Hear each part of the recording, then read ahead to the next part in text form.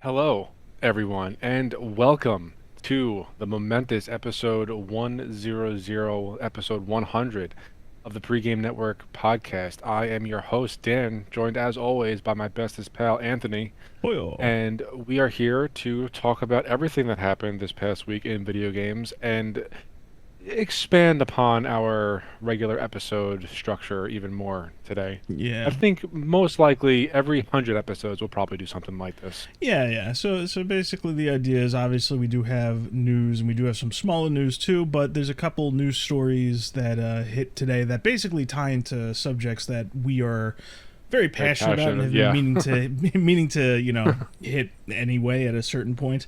Yep. It's actually funny. The reason I drifted to passionate is I remember what you said in the very first episode where you were talking about how we had a show before this and how you wanted to get back into it because it's something we're very passionate about. So it all comes together. How about that? Look, Isn't that beautiful? so Anthony, I got to tell you something. We've been knowing Yeah. each other for how long now? 20. I'm 33. You just turned 33, right? I turn 33 next month.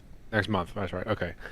So we have known each other for what has it been? 27 years? Some I think ridiculous high number. We're getting close to 27. 30. I think because we met when we were 5 and 6, I want to say.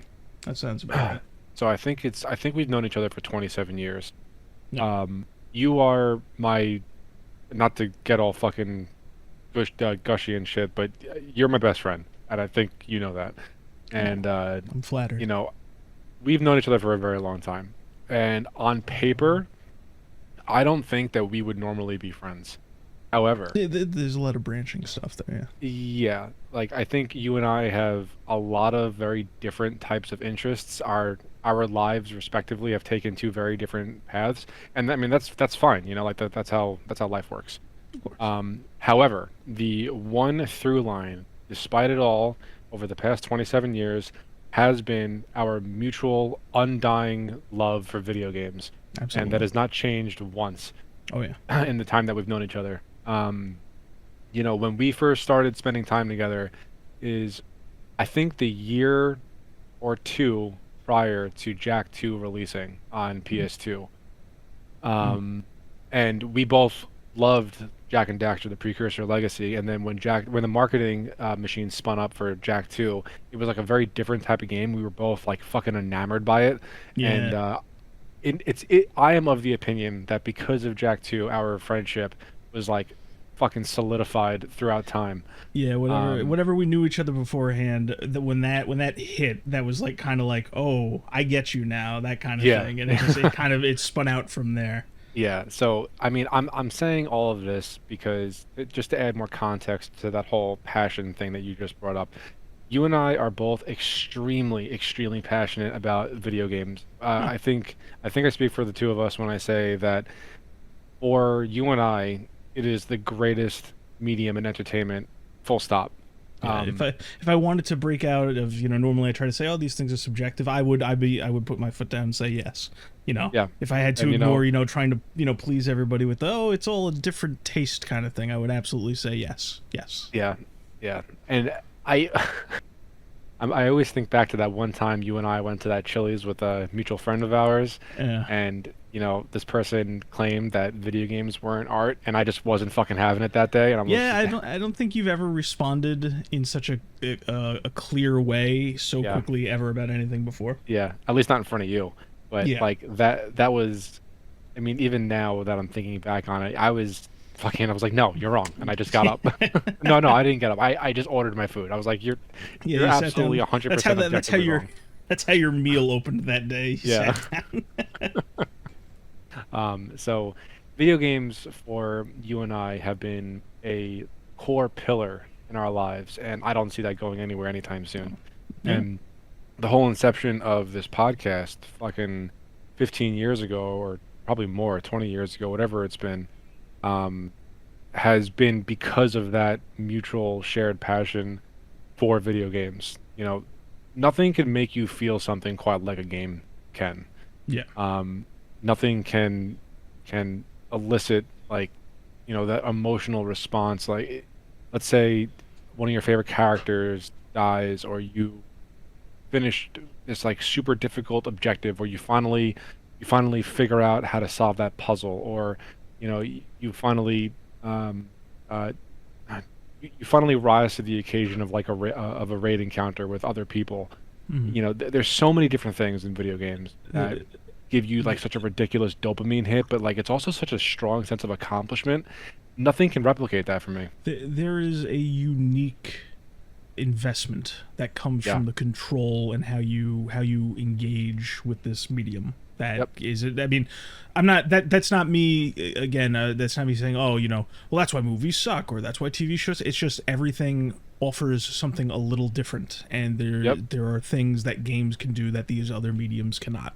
They just can't. Yeah. They put you right in the shoes of whoever you're playing as, and if you're up for it and you go along for the ride, you will, to a certain degree, become that character. You will end up empathizing with that character, feel what they feel, and play through the game how you would normally, how you would have dealt with that scenario if it were actually you in that world dealing with that thing. No other medium can do that. It just can't. So this is a very, very long-winded way of saying that Anthony and I have known each other for a very, very long time. Yeah. On paper, we probably shouldn't even really be friends, but because we both absolutely fucking love video games and what they stand for and what they can be in the future, you know, that we're here now because of that. Yeah. And that's just it's something. It's really special in my opinion. Okay, Yeah, I agree. gushy shit over. Anthony, my friend, what have you been playing this week? Well, in a weird way, it's been focused on a very small handful of games that I really, really like. Obviously, we had played some Modern Warfare 2019, which we will talk about when we spin back to you. Yes, absolutely. I played it both with you and played it by myself. I knew some other guys that were also getting in on the hype of it being on sale. I'm still down so- for another play session. Oh, me too, absolutely. Other than that, I got an opportunity to finally play Resident Evil Revelations, which I hadn't done in a while, and then I didn't get bored with it, but I'm just sitting there playing it. I immediately stopped and I went and I played the original version of Resident Evil 1 and the remake of Resident Evil 1 again. I love those two games so much. 3 remains my favorite, but something about survival horror. I know you have your own adventures, which you're going to get to. I have but I have something to say about this. in a Yeah, little bit. I fucking love Resident Evil.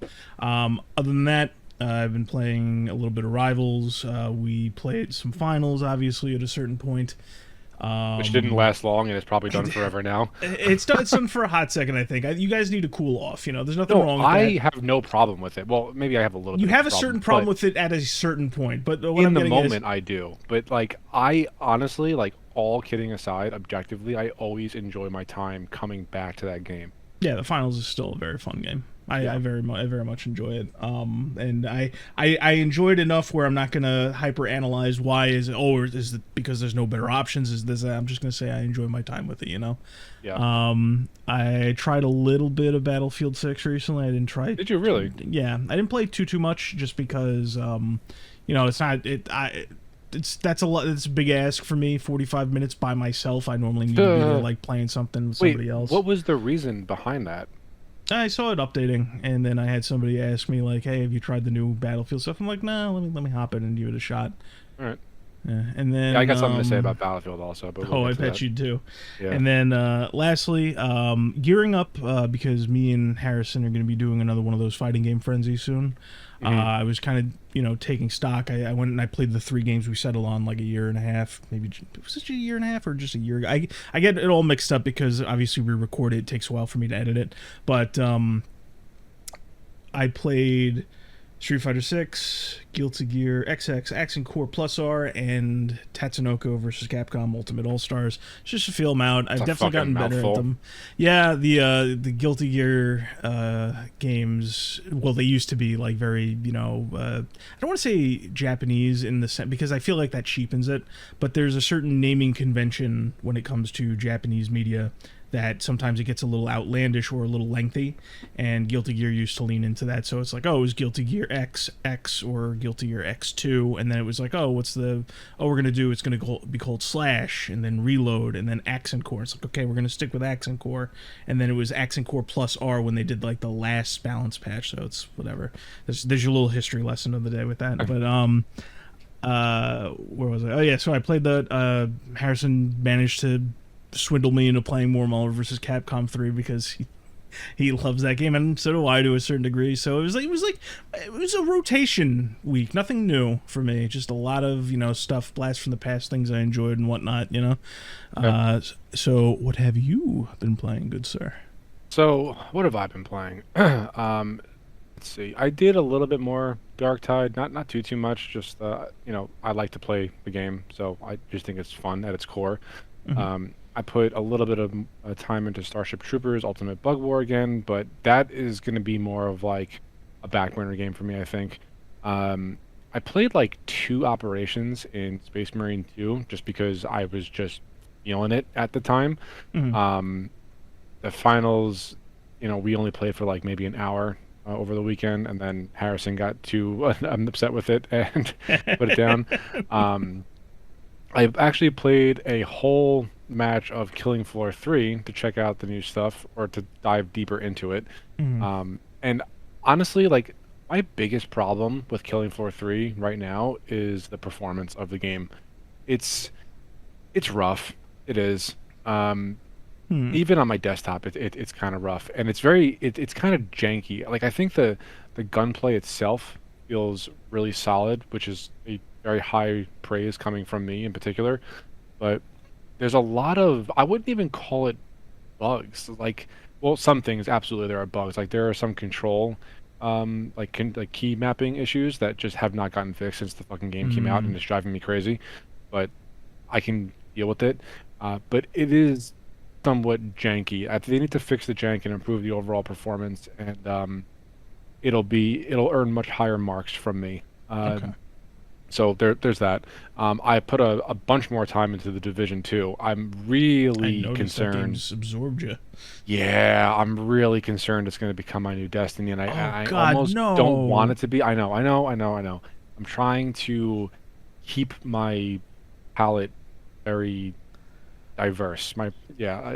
But it's a lot of fucking fun, man, and Li- like the RPG elements and the build crafting of it, like it's so much more deep than Destiny ever was, and there's a lot more to it. Um, and it's just fucking addicting, but I'm trying my best to not succumb to it. Okay. Um, I mean, because so my whole thing is like, if the game's fun, nothing wrong with that. I don't want it to be like a dependency, like no, no, almost no, like a I don't. coping Yeah, no, mechanism no, no, no. to come I, from yeah. Destiny's death. You know what it is? Like a lot of the chase for the gear is very similar, and I Mm, really enjoy that, and it's kind of a problem. yeah. But so yeah, I've been putting a lot of time into the Division 2. They have like um, it's like the same mechanic that a lot of these MMO type games use, where like once you hit level cap, you can keep on leveling up your character like way past whatever the level cap is.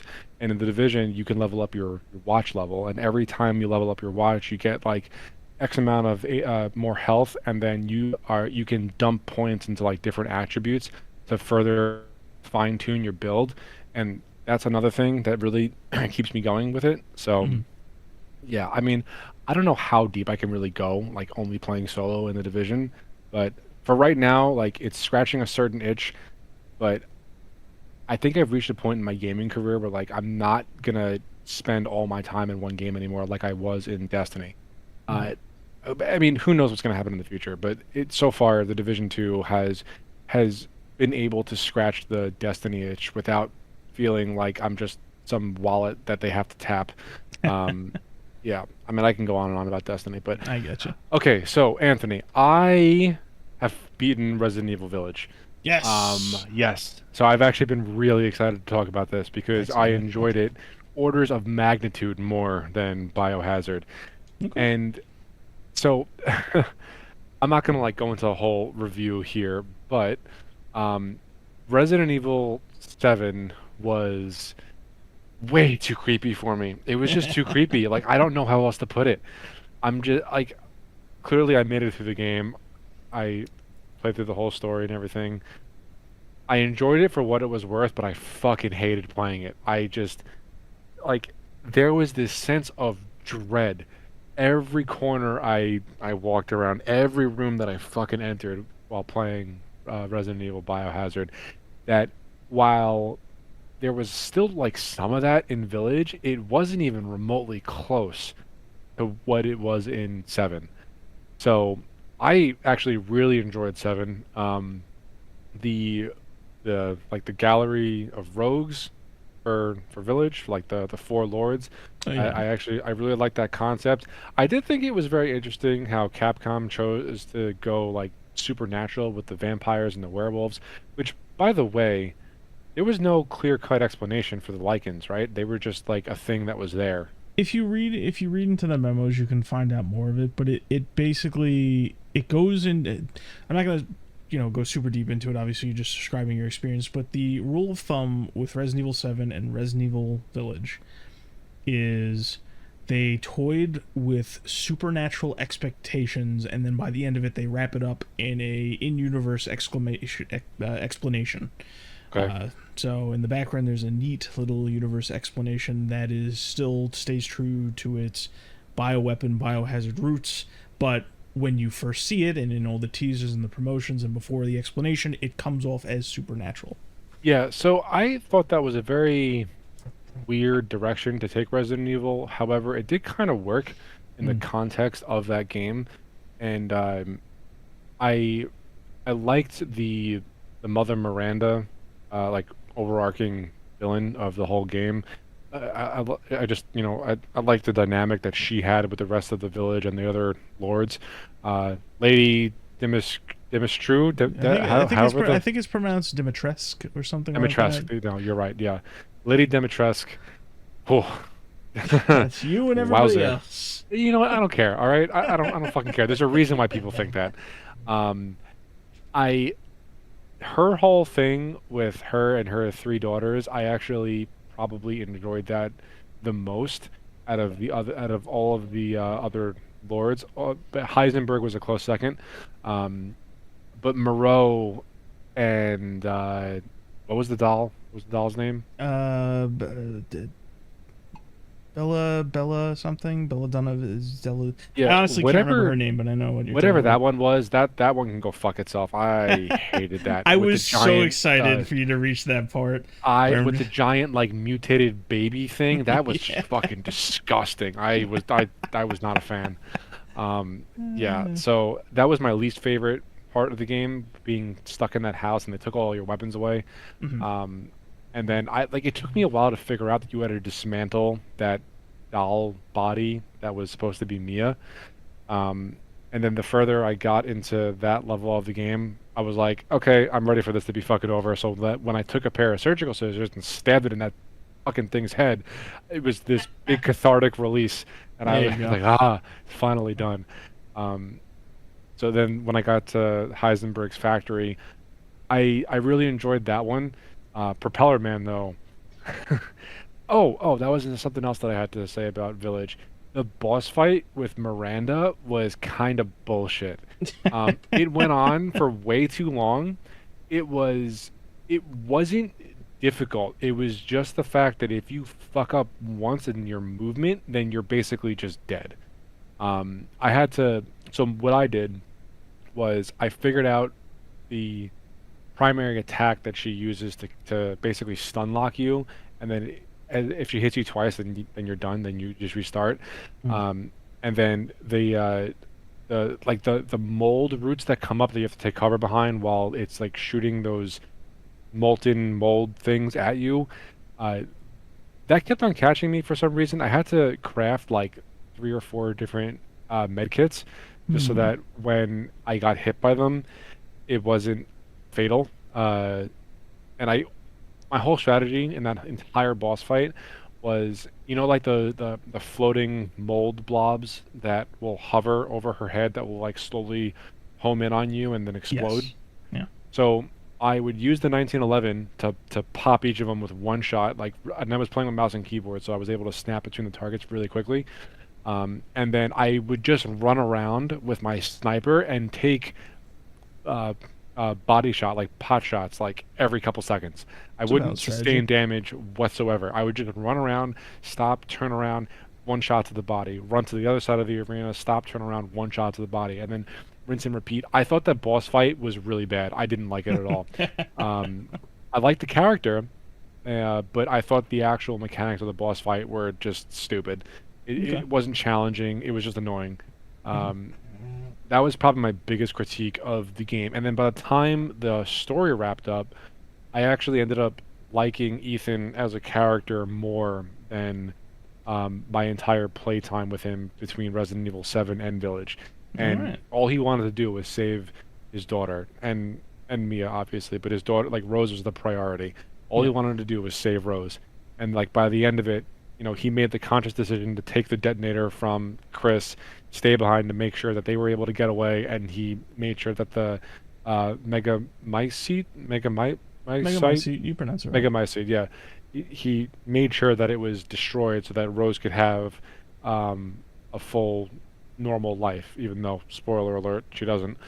But yeah, so by the end of it, I liked Ethan as a character, like based on his morals and the choices that he made to to the extent that he would go to save his daughter.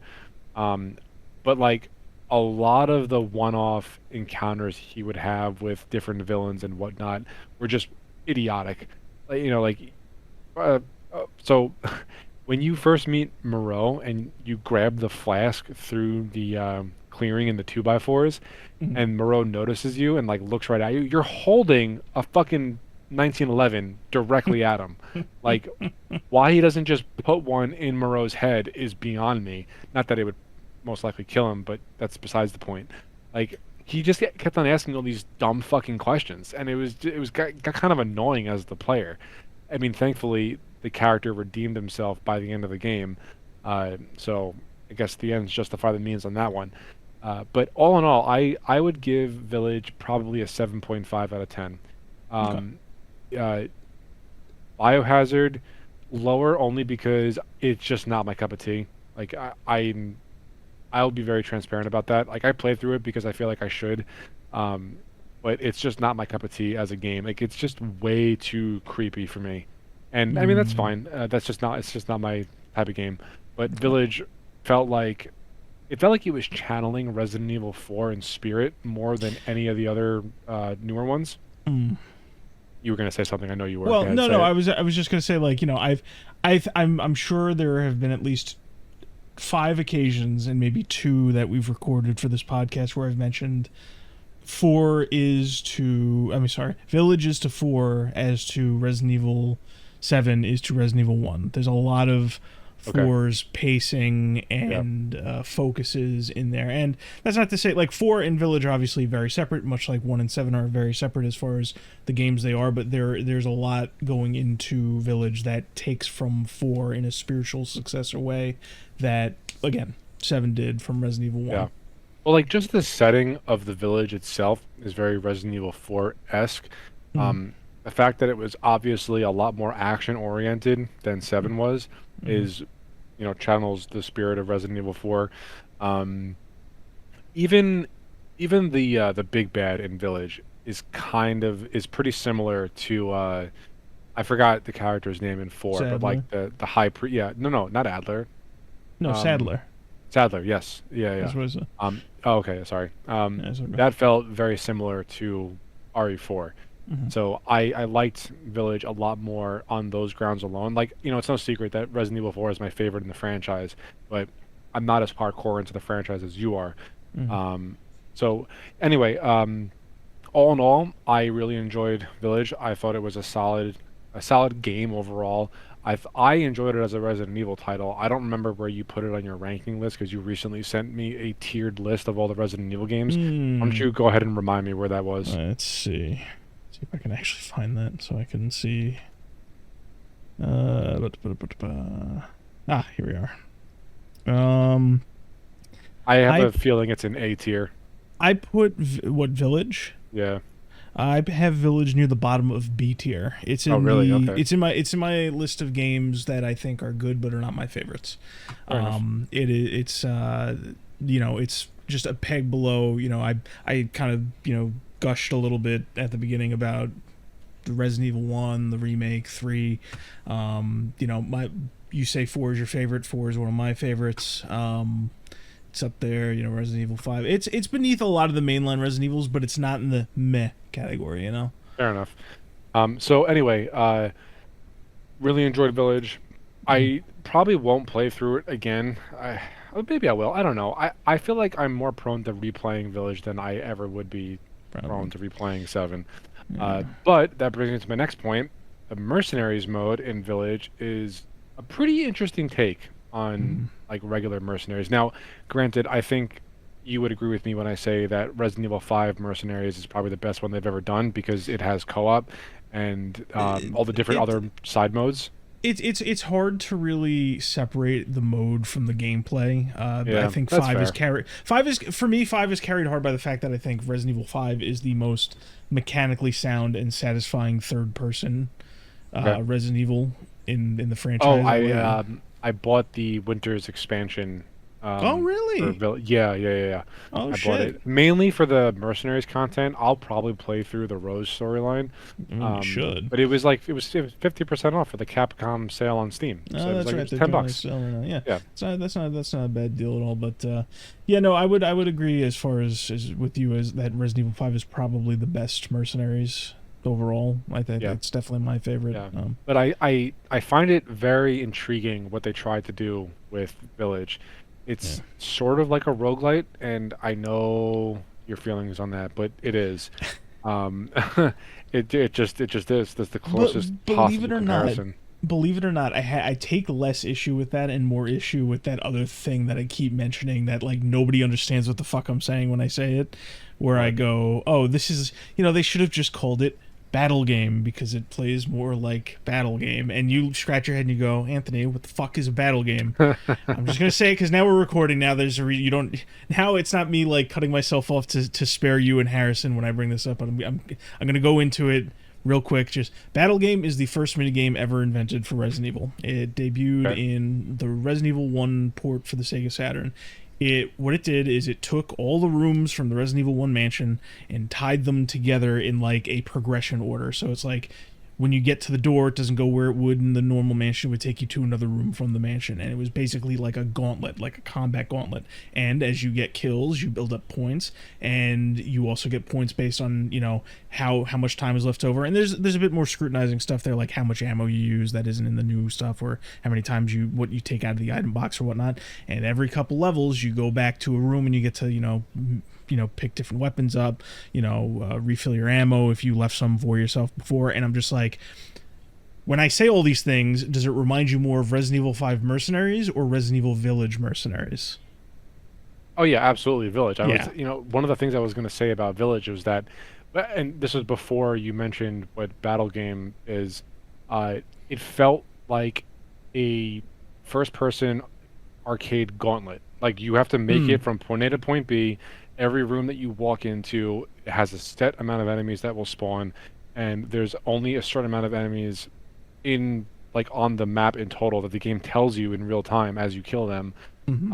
But it's definitely more of a gauntlet type of experience than traditional Mercenaries is from RE5. And I appreciate that mode. Like I just said, I prefer the Resident Evil 5 Mercenaries mode over anything else at this point. But I find it very intriguing what they did with Village Mercenaries, and I fully plan on doing evering that Village Mercenaries has to offer. I want to play with all the Including the new weapons stuff and you all the added. characters. Yep. Yeah. Like I said, I just bought the Winter's expansion. Like I want Yeah. to play all of it. Yeah, you should go back and play the story again, Dan, because one of the things you get with the Winter's Third expansion. person, I know. Yeah. Exactly. So that if I am going to go back and play Village, I will absolutely do the third person mode. That's Yeah. definitely that definitely was the testing ground for how Resident Evil Requiem handles. You go into the menu, you switch Mm, between the two perspectives, because they yeah. built off of that and made the first person and the third person unique instead of just a perspective change with minor adjustments. Okay. Yeah. So actually, now that you mentioned it, now that I'm finally done with Seven and Village, I am stoked to play Requiem. I'm really, really excited to play Requiem. Um, and God, I fucking hope they add mercenaries to that game. It would be so We'll good. see. Yeah, I know. I just, We're a month out.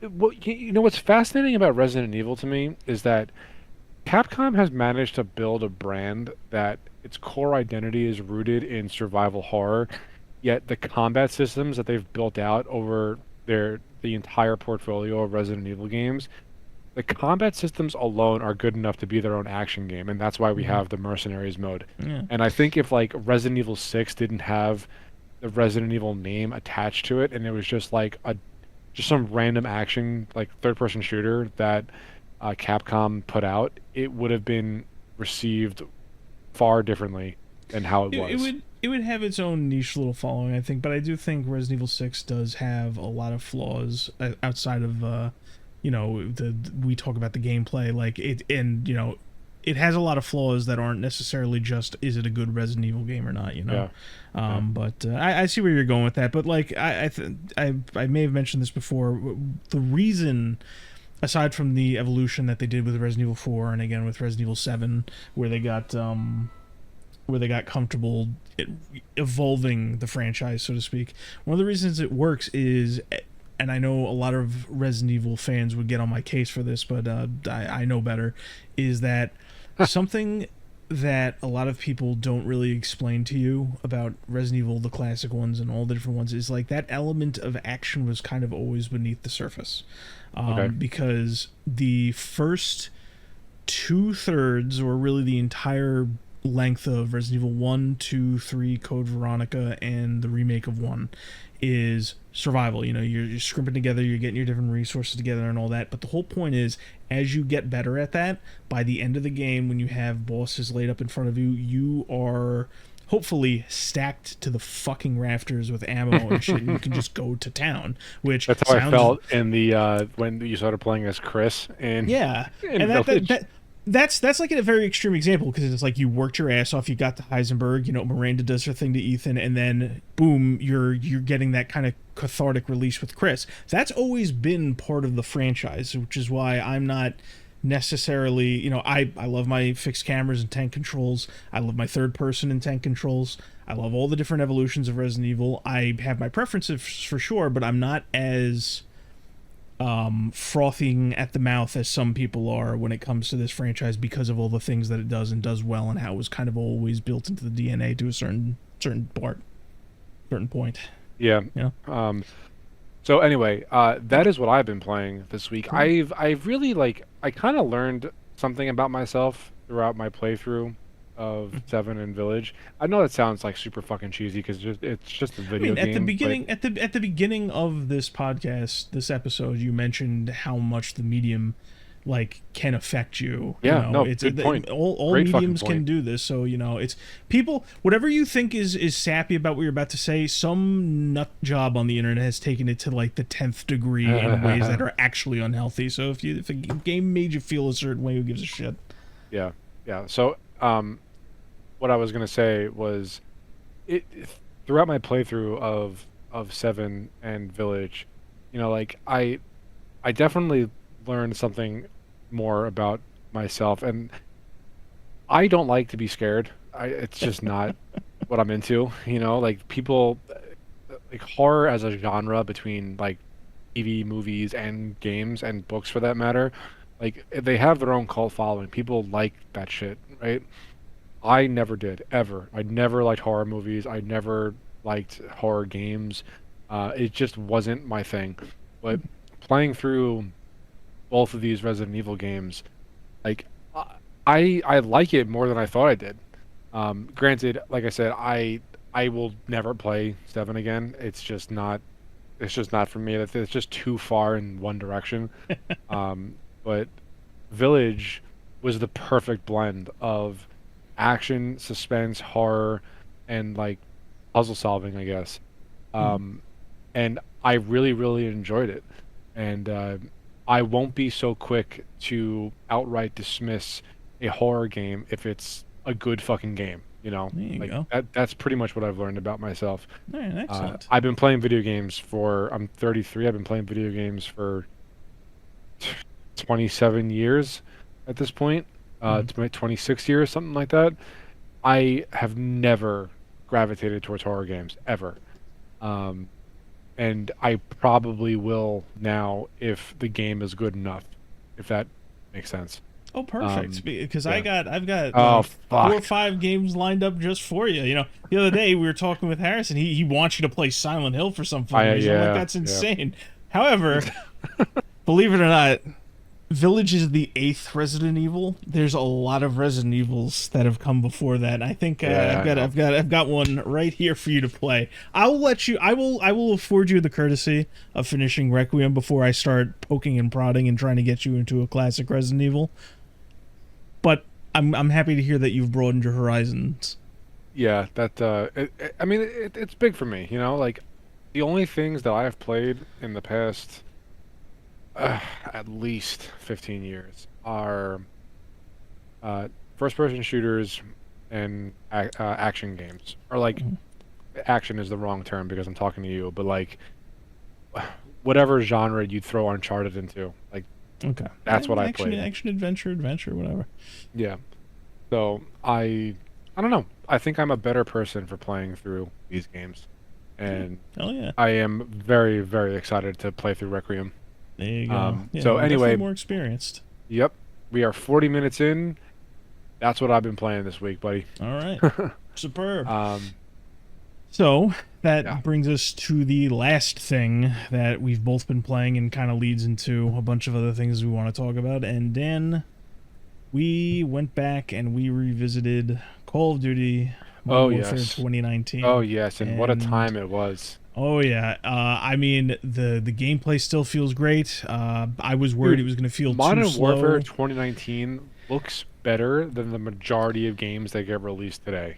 Your It's exact words, I weird. think, were it does not feel like a last gen game. I think Yeah. that's exactly what you Yep. said. And I mean, it's polished. I mean, there's no other way to really say it. The guns, the environments, the sounds, everything. It looks, feels, and sounds great. You know. It really speaks Um, to what a game can be if it's made by people that know what the fuck they're doing. yeah. No, You know, absolutely. Modern Warfare 2019 was made by, I don't know if it was the majority of the studio, but Activision got a lot of people back that worked on the original trilogy, Yeah. and it shows. Yeah. It shows. I Um, mean, I remember all of those interviews. They were talking to different people that were part of the original teams that worked on 2 and 4 and Modern Warfare 2. And I remember like there was, I forget who was, you might remember the guy's name. He was talking about reload animations and comparing Call of Duty that 4 to Modern was Warfare Mark 2019. Grigsby, Yes. who they named the character Griggs after Yes, in the that's right. original That's Call of Duty right. 4. That's Don't right. I fuck should. with me on my Modern Warfare trivia. Yes. But I remember him sitting there like he was basically, for lack of a better term, he was shitting on the past work. You know, he's like, oh, that was good then, but like this is Yeah. good now. And I'm just like, this is how they're approaching reload Yeah. animations. Yep. Just the Yep. I reload remember that animations exact themselves. interview. Yeah. Yeah. So it was a return to form for Call of Duty from some of the best developers to ever work on the franchise, coming back and directly comparing themselves to prior work. And That, it that they just themselves did. yeah, exactly. And it's just I don't there's only so many ways I can say it. It's just an amazing game, you know. Yeah. I you know, I could sit here and nitpick certain things about like the campaign or, you know, some of the smaller gameplay gripes, but it's like it's a quality product that like to the level that I feel the need to like measure my critiques a little bit, you know. I'm not saying they're going, this game's bad, it feels bad to play, this is bad. I'm just saying this game is phenomenal. What did it need to be absolutely perfect? You know, like that speaks volumes. Like that's how I feel So, when I play this game. all bullshit, all joking aside, when it comes to it, okay, so let me preface this a little bit. Between the two of us, I am into shooters a lot more than you are. Probably more than anybody else that you know. More than I anybody would, that I know, for I sure. would, I would say that's accurate in the whole thing. Especially like you are more likely to go out, feel out, put a lot of time into a shooter than I am. Like it needs to be a Yeah. certain thing to hook me. Yeah. So like my bar for what's passable for a first person shooter is pretty fucking high. Hmm. When this game came out, when Modern Warfare came out in 2019, it blew me away. Like Yeah. the next best thing that I could tell you for like gunplay and shooting mechanics and the way that a game feels, just like second to second gameplay. You're gonna fucking roll your eyes, but I'm not the only person who thinks this. Is Destiny. Oh, you son of Destiny a or bitch. I told you. I told you. Destiny or maybe the original Modern Warfare 2, Hmm. but like it was a different time back then. But I mean the gunplay for a first person shooter for Destiny feels phenomenal. Specifically Destiny 2. Um, feels really, really good. Modern Call of Duty Modern Warfare 2019 is in my top three, like good feeling first person shooter games. Not even counting the story, not Hmm. counting the gameplay, not counting the extra modes or whatever. Just like the way that it feels to shoot a gun in a Yeah. video game, it is really fucking difficult to just even be as good as Modern Warfare 2019.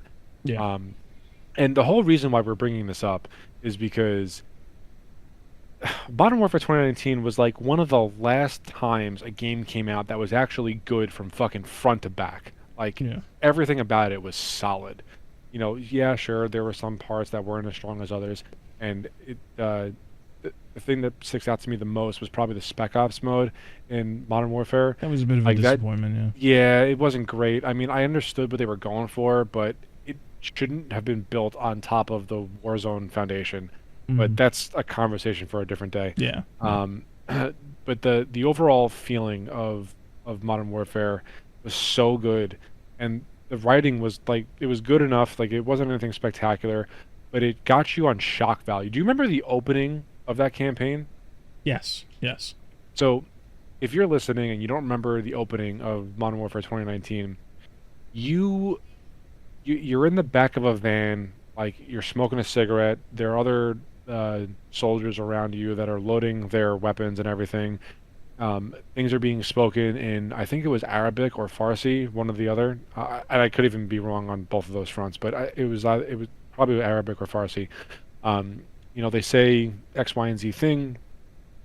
They hand you a detonator, and you leave the van, and it was a terrorist attack. You were taking part in a terrorist attack, not quite the same way as No Russian from the original Modern Warfare 2, but you had a suicide vest strapped to you, and you're going into, I think it was Piccadilly Plaza, Hmm. um, and the mission builds up and everything. A firefight breaks out. This counterterrorism unit is trying to stop you, and the game, and like you press the detonator, the suicide vest goes off, and the screen just fucking cuts to black, and you just see Modern Warfare on the screen.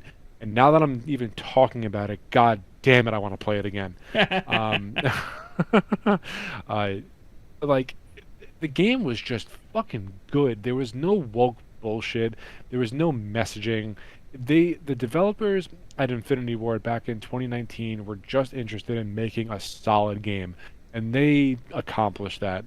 Um, and this goes to our broader point when where games aren't that good anymore, man.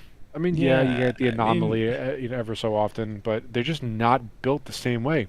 yeah. I mean, it feels like if we look back at any amount of years, there's always a period of time, like in the last decade or so, where we sit down and go like, this isn't really as good as they used to be, The- And it's like we've talked about it. I wouldn't say argued, but we've like sternly discussed the idea of like when games stopped being, you know, as phenomenal on average, and I like to say somewhere between 2011 and 2013 or something, right? Um, and it's just kind of it's been downhill ever since, and like moments like Call of Duty Modern Warfare 2019, which a lot of people would argue isn't really like the stuff that we're talking about the days of old, but it is a high point for a lot of people, especially you and me. Games like that, it just it's we've reached such a low point where it used to we went from like months full of great games to every other month you get a couple good games to occasionally you'll get something like a Modern Warfare 2019 to hey, this year had like 3 really good games in it. It's Yeah, yeah, then a games heap of just slop. yeah, games just aren't as good. And I mean, we've talked ad nauseum. We could talk about it again, but it's just there's a lot of things keeping the medium down. And the crazy thing is, I feel like whenever something amazing does happen nowadays, it's only because it's not that like finally a good team got together and made something great, which is Yeah, part of it, but it's like they somehow dodged all of the forces in the industry that would like prevent them from making something great, like Expedition 33. Everybody's talked about it up and down. I talked about how great it is. I love that game. um I think of the story behind it, where it's like a lot of the people behind it are ex Ubisoft devs, so it's yeah, yeah. like they They needed to clearly get had an idea in their head and wanted to make a great game, but couldn't under the confines yeah, of like Yves like Guillemot, yeah, and they just like decided to say "fuck you" and do it themselves. like let's say they tried pitching that at Ubisoft, right? Yeah, Like even if Ubisoft approved it, do you think like the product would even look the same and come out no, into the same absolutely frame of not. There'd time? be way Absolutely too fucking much, not. No. creative shackles.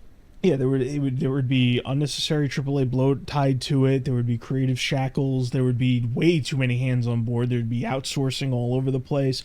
There would be the company of Ubisoft would have multiple studios globally, like at least 5 of them conferring with each other, slowing the whole thing down. The game still wouldn't be out. We'd be waiting like another 3 years to see it, and it would fucking suck. Or it would Yeah, be like half the game it is now, right? Because I can tell you right now, the people they hired, like they got writers and musicians from just meeting people online on forums and on image boards and Reddit and all that kind of stuff. Do you think Ubisoft is going to find that? No. Like the yeah. music would definitely fucking suck in whatever this. It's just all this to say is that like games are they're not just set up to fail, but the environment in which they are created is so hostile and Hmm. creative unfriendly, and there's so many hurdles in the industry that it's just like there's a reason that games aren't nearly as good as they used to be. Yeah, and just going off of this whole Modern Warfare thing, I found an article from PC Gamer that really resonated with how we feel about this game in particular, and the headline is simply revisiting the last truly great Call of Duty. Yeah. And I found it interesting, and I posted it because Modern Warfare 2019 is 7 years old at this point, Mm-hmm. and we are not the only people who think that Modern Warfare 2019 is the last truly great Call of Duty. And it speaks to so many different things that's wrong with the industry at large. Um, you if you took Modern Warfare 2019 and you put it side by side to any pretty much any COD that came after it, with the exception of Modern Warfare 2, you would almost immediately notice a difference in quality. And I don't think that's for no reason. And I Mm. know that you think the same thing. Yeah. Um, and like it really begs the question, like, what is going on here? Um, And and we know, like, I'm saying that hyperbolically. We know. yeah, it is the usual suspect. I'll spell it out again because it bears repeating. Creative talent leaves, there's talent bleeds. The companies, the executives in charge of these companies, they end up, saying we need X, Y, and Z in these games. The standards for AAA's, even though, at a certain point graphics plateau, you got to have the, resources to make these high-end graphics, even though not all games need them, and we've plateaued on them hard a long time ago. And in order to do that, you need either really, really good, creative, and talented people in those spots, or you need to replace that one individual with 100 other people, maybe 10 to 100 people. So you're hiring more people. A lot of them are just outsourced labor. There's multiple studios involved. So the budgets are going up, but it's not really actually getting to the games. It's going to all this other shit that nobody wants and all these other things that nobody's asking for, and the executives are meddling in it, and then by the time you get to the end of it, whatever else is there, activists within the company and outside the company, it goes through them and it gets worse. And somewhere along the line, like either the quality just tanks, or like someone somewhere in the chain says no, this is no good. So like another year gets thrown on there, and by the time it gets turned out, it's just a buggy, disgusting, stupid mess, or there's something wrong with it. There's like a million different things that could happen to it and just make it suck if it was even good to begin with, you know? Yeah, I mean, this is also a perfect segue to, I mean, you're already talking about industry bloat, but, we were going to touch on the next Mass Effect game that's still technically in development. I mean, you can call it Yeah. Mass Effect 4, or if you want to be Yeah, technical, it could be 5. But, exactly. I mean, What it happened just, was, yeah, go ahead, go. I don't even like, I tried tracking down the story, I couldn't find it afterwards, but it bears repeating anyway because obviously it's been a while. Mass Effect, the next one is confirmed, soft confirmed to still be in development, and it's just like, how long That's a has it been bad since sign. the A bad, bad sign. how long has it been since the game was announced? Like 5 years at this Announced probably point? 4 years, I 4 years? think. Okay. 4 or 5, That's still a yeah, lot. something Like, in that nothing's neighborhood. as ridiculous as, like, The Elder Scrolls 6, which was announced, like, 8 years ago or something Yeah, at that this was point. just stupid on Yeah, Todd it's Howard's part. and that's like, here's the Todd Howard. There's a lot you could say about him. He's getting a little loopy as he gets older, but like that's another that's another example of executive meddling. Like, Xbox needed something to show, so they're just like, show us the Elder Scrolls 6, and then like, okay, here's the Elder Scrolls 6, and then they don't know what they're doing with it. And Todd Howard later says he wishes they didn't announce it. That at that same event, I think they did a State of Decay 3 trailer, right? Or something like that. That was very, very recent, right? No. The State of Decay 3 trailer wasn't recent. It was a while ago. I think it was announced at the same thing that Gears They just 5 had another was announced trailer at? then. State of Decay 3 just had another trailer Yes, like they just had yesterday. another trailer, and the reason why I'm bringing it up right now is because that first trailer was apparently all bullshit they made up to prove that they were going to, like, that was another example. Executives need these games, so they're getting trailers before, like, the creatives, whatever's left of them, can even decide what they're doing, So it's like this, we've talked on it before. We just got done talking about industry bloat, but it also leads to all these games in ambiguous development. The Star Wars Knights of the Old Republic remake has, I think, changed hands 3 times at this point. Sounds about right. And yeah. and the reason it keeps changing hands is because it keeps failing quality checks internally. And at a certain point, you had that one activist writer attached to it. The I got raped in Grand Theft Auto woman was attached to it. It's Oh like, my you shouldn't God. be writing games. You Yeah. shouldn't be near games at all in the creative process. That's the same one who messed with the development of a Rift Apart in the Ratchet game. Like, she was apparently throwing shit fits in meetings about design choices and whatnot. Like, that's another example, Yeah. So you have executives announcing games before the creatives touch them, and then the creatives, sometimes you just have that one batshit employee that just is a monkey wrench in the entire fucking operation. It just makes things worse. Yeah. It's all bullshit. I don't even know how you would put a stop to this, because it's still, like, at the end of the day, it's really more of an HR issue, I think. So You can't just fire somebody for no reason. You can't fire somebody for Yeah. making a game bad. So here's the thing. I can hear your face in your hands, right? Yeah. So this is something. It's obvious because you got to remember, like, a lot of the seeds that were sown into this, at least half of it, the cultural aspect of it, where you have employees like this that are just not a good fit, is like, it's really difficult to fix because this has been going on for 14 years. That's how early some of this stuff was getting sown into this industry. So it's really just like, whatever drives them, whether it's a cause or whatever funding they have, you cut the funding and then you just wait for them to naturally just die out. What I mean by die out, I mean, like, naturally work their way out of the industry through the failures and costing these massive corporations millions and millions of dollars. You're gonna end up with more shit like, The Suicide problem- Squad and Assassin's Creed Shadows and Dragon Age: The Veil Guard. Games like that happen. People lose their jobs and then they just never come back to the industry. It's the problem unfortunate with that reality. is that, like, somebody like that could get into a game development role and start making really terrible decisions and, like, actively make a game worse than what it should be. Mhm. But if the sales are going to be above a certain threshold, it really doesn't matter at the end of the day. Like, the game could be terrible and have a really bad legacy as a video game. But if the sales numbers are there, then like that's it. The publisher made its money already, and then it's No, I done. get you. I mean, It's what really I have disheartening, to, actually. what, It's like a well, what cancer I, that can't be cut out. no, what I have to say about that is that first things first, I don't keep the list handy or anything like that because that's like mania level stuff. I'm not gonna lose my mind, with in front of a cork board with all the different numbers on there. I just have Fucking like Charlie a Day soft. from Always Sunny. Yeah, but like a lot of these games do end up failing. Whether it's they put on a brave face right up the front, like not every Yeah, but failing by company. what metric? Like Uh, failing critically is one thing, failing commercially is another. both.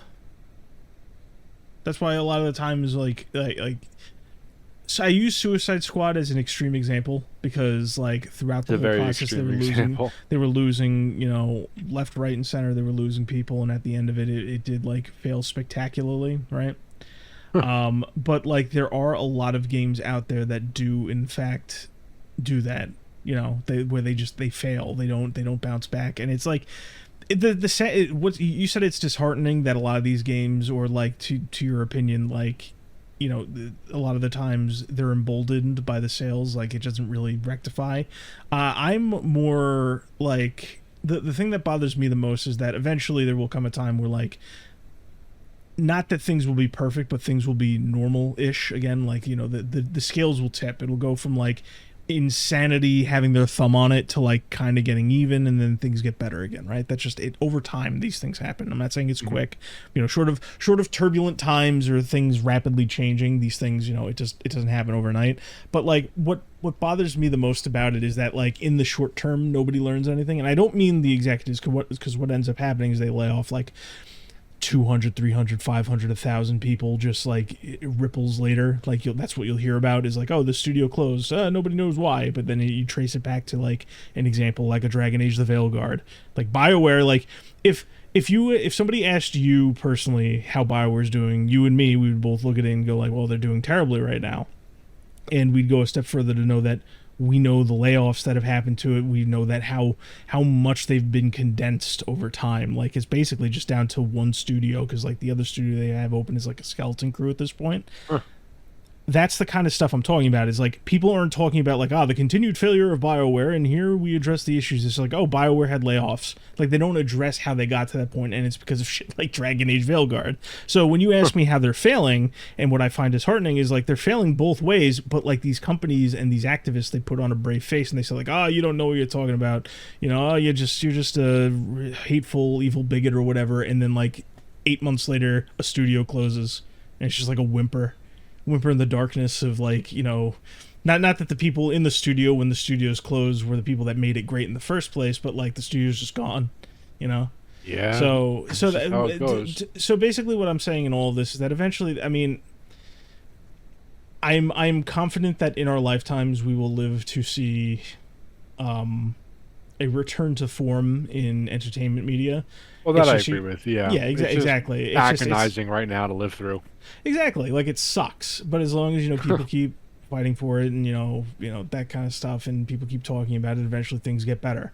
It's why I'm vocal almost always about things that seem insignificant or stupid to people. It's because all of this ties together, whether it's the corporate stuff, the cultural stuff, or anything like that. It's all avoidable, and it's all stupid shit that we shouldn't let go, so to speak. So I guess this is all, to kind of condense all of this nonsense is like, eventually things will get better. And I do think that while it's kind of difficult to trace like, oh, how does this get fixed? How does this do the other? It's a matter of trends, because there are plenty of games that have failed over time. There are some situations where they're too big to fail, and you're just left like with these awkward, pivots. COD. Yeah, like Call of Duty. It's like in 20 years when everything else works its way out, everyone's going to kind of look back at like Modern Warfare 2 and Black Ops and go, wasn't it weird when they put like the pride flag on the bullets? Like it's weird shit, like anecdotes like that. It's like, yeah, obviously Call of Duty didn't fail, at least for that reason. Call of Duty has other issues that contributed to that, but it's like weird shit like that, like we'll just have to scratch our heads and tell people in the future. Did they actually do that?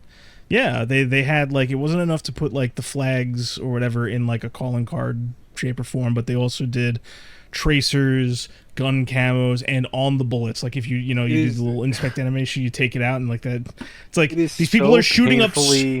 Yeah, it's so painfully ironic that they would actually do that in a COD where all those people who are fucking infected with this bullshit mind virus, like, you're gonna give them rainbow bullets because that's their pride color?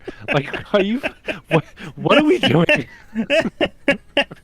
It's a little insane to me, but that's what I'm saying. It's like, obviously, when smaller developers do that, or developers in a particular niche do that, like you risk off-putting a large chunk of the player base that just they care about the games, and the characters. It's that age-old thing where it's like. So, speaking of caring about games themselves and the characters associated with those games, I'm gonna take this, and this is the perfect segue, Anthony. So we're just gonna move on. Okay. Speaking of all that shit, the Mass Effect TV show that has been in development for years at this point, it was from Amazon, right? That's who's developing it? Yes, Amazon's okay. So Amazon just came out like yesterday or the day before. Today is April 6th. So a couple days ago, Amazon came out and said that they were rewriting a bunch of the episode scripts for the Mass Effect TV shows to make it more palatable to non-gamers. Okay, first of all, motherfucker, the whole reason why Mass Effect is popular in the first place is because it was put in a video game format in this other galaxy, and like it has all these different fantastical things going on between the conflicts and the races and the fucking just the technology and the city. Like, oh my god, I'm so disturbed by this that like I'm having trouble articulating my thoughts. Yeah. Like the whole do you think that every single person who played and fell in love with Mass Effect was like this a hardcore neckbeard gamer, like that fucking guy from the Make Love Not Warcraft episode of South Park? Like, no, stop. I mean, like, but here's the thing. Like, two things came to mind when I heard this story, Dan. The first one is the age-old statement where it's just like, so why are you making it? Like, what's the point of making an adaptation of something if it's not to take advantage of what made that thing special and net the old fans who love it, but also bring it to a medium that is more accessible to people who don't engage with video games? Let me make something abundantly clear. I am going to watch this show one way or the other, like from beginning to end. Okay? Now, whether or not I shout from the rooftops that it's amazing, or I shit all over it, is entirely up to Amazon. But I'm still going to watch it because I have to know. As a diehard Mass Effect fan, as somebody whose favorite game of all time is Mass Effect 2, I will watch this show from beginning to end. I'm just really terrified of what it might do to my brain. Anyway, continue. No, that was the first thing, is like, who is this for, if not the fans and potential new fans who might engage with the core concepts and story where they otherwise wouldn't. That was my first. And my second thing is like, you don't really need to make adjustments because like the landscape kind of sucks right now if you like sci-fi. Like Star Trek's in the toilet. Star Wars, for if you go science fantasy kind of sucks right now. There's really nothing out there. There might be some Star niche Wars stuff I'm not familiar with. Terrible, with the exception of the animated shit, since Disney bought them. And this is coming from a guy who has a big Star Wars tattoo on his leg. Yeah, like, this guy loves some I love Star Wars. Yeah. Star Wars, or loved, I should say. Yeah. Star Wars was the main inspiration for Mass Effect, actually, because after BioWare finished working on Knights of the Old Republic, they turned around and said, we want to make a space opera of our own, and that's how Mass Effect was born. So don't fucking tell me that they know what's better for these properties than the fans, than people like me do, okay? Like, fuck you. I know this shit like the back of my hand. Yeah, I'm gonna get too angry. No, it's fine. I just like I said, like they just canceled another Star Trek show that was shit. And it, obviously, like we talk about video games, but television shows and movies and books and all these other things are dealing with a lot of the same issues that we're dealing with over here in video games. But it's just like, I always say that the first Mass Effect is very tonally, and I know a lot of people have also said this, but it's very tonally and pacing wise similar to like classic Star Trek, like something you would expect out of Yeah, that's the fair. original series and That's the fair. Next Generation. It gets a little more action oriented with two, where it still maintains some of that, but like obviously the pacing is a little different. It's more like Oh, action movie Mass Effect centric. 1 had such a huge emphasis on exploration than the other Yeah. two games did. Yeah, I fucking love Mass Effect 1 so much. It's a great game. Yeah, Great game. it is a great game. But my whole thing is like, anyway, to loop back around before we just drift into La La Land about Mass Effect. What I'm getting at is like, again, who is this for if not the fans and people who might not otherwise engage with this content? And why would you risk, like, you have a layup here. There's a lot of layups that you Yeah. get in Yep. life, whether you from the top down. Is like, you have no competition because everybody else shot themselves in the foot at one point or the other, right? You should be jumping to just put the ball in the fucking hoop, right? So When you look at your potential competitors, you don't pull out a gun and also shoot yourself in the foot. oh my god. Okay, here's my raw thoughts on the Mass Effect show. Okay. If you're trying to appeal to everybody, you've already lost. Okay, the whole reason why Mass Effect is popular in the first place is because if you didn't know what this was all about, like I'm talking like from Mass Effect 1, like when Mass Effect 1 was first announced Mm. and came to market, nobody knew what it was. All they knew was that it was from BioWare, who made Knights of the Old Republic, which was a phenomenal RPG that just happened to be set in the Star Wars universe. And BioWare is making a new sci-fi epic, and it's their own thing, Mhm. right? From moment one, you are immersed in this alternate sci-fi world, right? The first race that you see, I believe, are the Turians, Yes. and then, well, the Turians and then the Asari.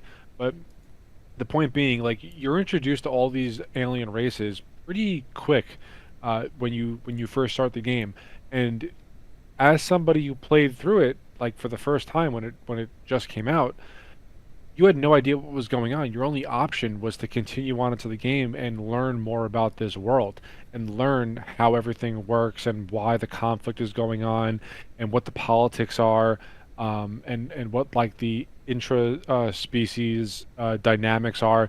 And that's what made Mass Effect such an enthralling game to play through. And like the the existential crisis of the Reapers coming every, what was it, 50,000 years? Something like that. I'm blanking on that. Maybe it was maybe every 150,000 I years. think you're But correct. like the Reapers are coming every cycle to wipe away all life, to start fresh, to cultivate a more perfect species, a more perfect race. Blah blah blah blah blah. Like that was the ultimate set of stakes, and like I'm sorry, but how are you going to rewrite this to make it more palatable to non-gamers?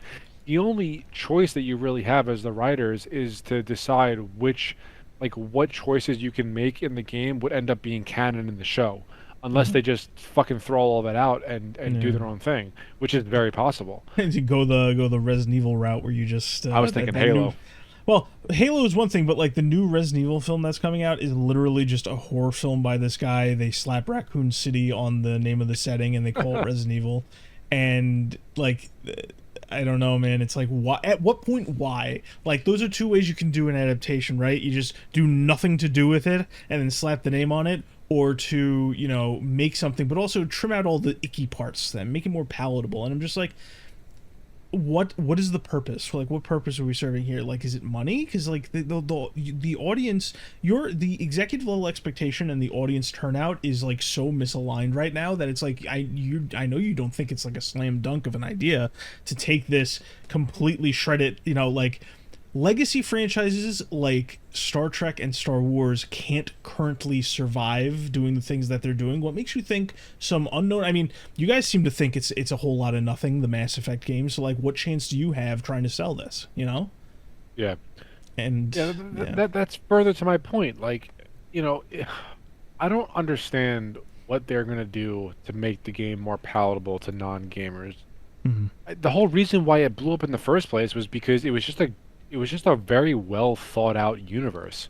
Yeah, And it's even why would if you you, fuck with that formula? gamer or not, right? Like you knew fucking nothing going into this world, Yeah. and you had to figure it out on your own, like to a certain extent. Like, yeah, the game is going to explain some things to you, but it was still on you as a player to like differentiate what's a Solarian, what's an Asari, what's a Turian, what's a Krogan. You know, I can go on and on and on, but like the codex was in the game. You still had to go out of your way to read about it. Even if you didn't, all the context clues that were filled in by the dialogue were more than enough to differentiate one species to another. You know, like Krogans are basically fucking clumsy Spartans. The Asari are an entire female race that are very strong in biotics. Solarians are just really fucking smart. Turians are tactical geniuses, essentially.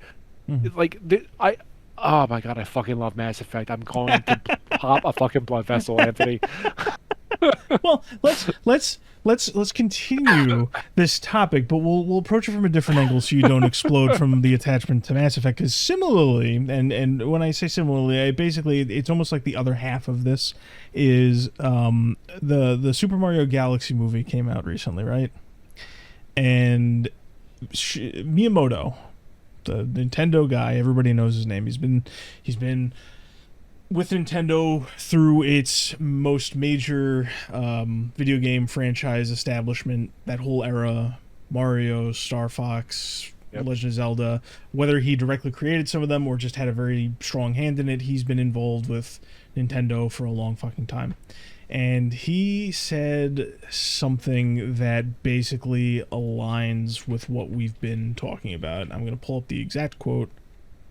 He said, "Just like the first design I made of Mario is very different from the current Mario. Mario continues to evolve as a character.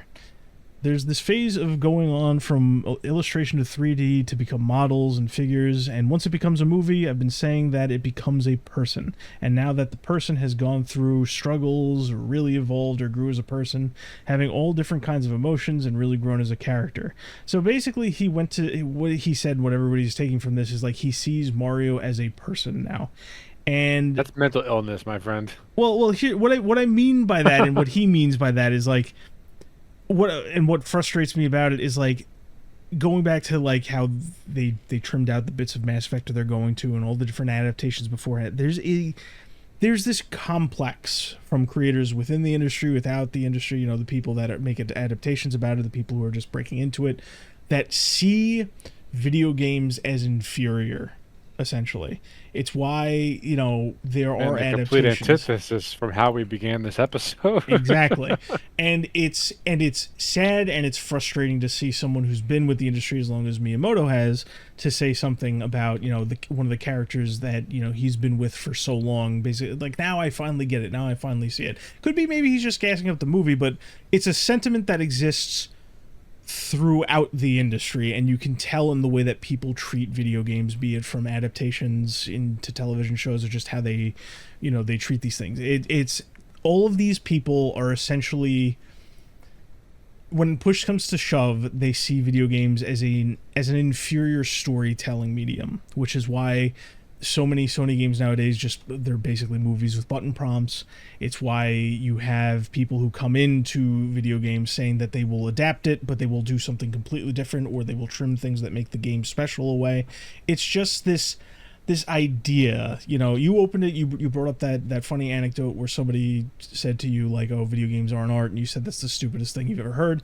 But Every time you bring it up, it makes me laugh. yeah, because Truly. it's outlandish to think of someone saying that and being so callous and ignorant, but it's a common sentiment, like globally, but also disgustingly, like with people who interact with the medium and you know, essentially interact with the production process or have some kind of say in how the game is represented, either to directly to you, the player, or to other potential audiences which mean more to them. You know, it's kind of it's a grody thing, and that's why you end up with situations like the Mass Effect TV series being made to be less gamer friendly, because they see games as icky, or they Like, see I'm the sorry. customers as lesser. Something that's just dawning on me right now as we're talking about this. You're gonna try to appeal to people that are not, quote unquote gamers. If you zoom out a little bit and you look at video games as a whole, right? Hmm. Video games as a medium, as an art form, as a product that is consumed on a daily basis, Hmm. it is more successful than any other media medium combined, Hmm. like monetarily.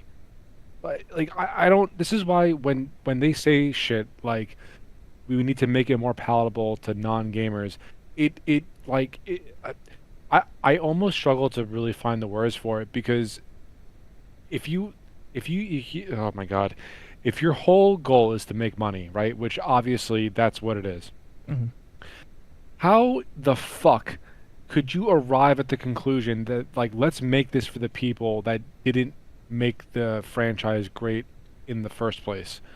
It's The money itself, again, like I cannot overstate this enough. The medium of video games is more successful than every other entertainment property, any other entertainment medium combined. Like mhm. full stop.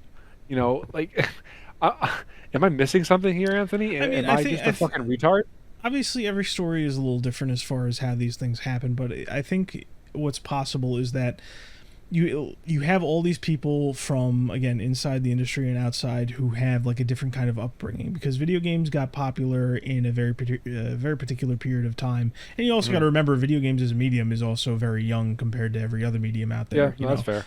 it's the youngest. So I look at it this way: you have a lot of people who, they didn't grow up with games that like we did. They didn't necessarily, and beyond that, they didn't really engage with them to a certain degree, right? You'll have obviously directors and actors that'll come out and say like, "Oh, I love this as a kid," but even that a lot of the times is superficial. There's not a whole lot of people out there like that engage with the medium to a degree that you can trust, right? The average is very low, and I think at first a lot of these people, they approach it, they see this medium as inferior, or they feel threatened by it, or they Or just it's have a childish. certain, yeah, that too, that's a common misconception about it. Or it's like people that just have, that have gone to, like, they have degrees in this, or they worked in the industry for a while, and they see it as beneath them or threatening to it, but they can't ignore the money. So what Mm, they want even a fraction of what some of these more popular games bring in, but they want to do it their way, and they want to leave their own stain on it.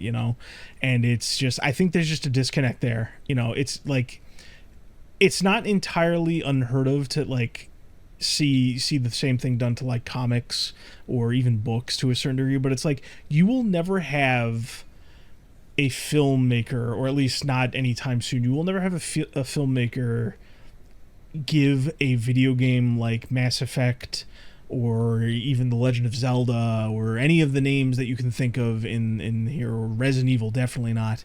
You will never have a filmmaker give a franchise from a video game the same level of affection and reverence that like Peter Jackson gave to Lord of the Rings.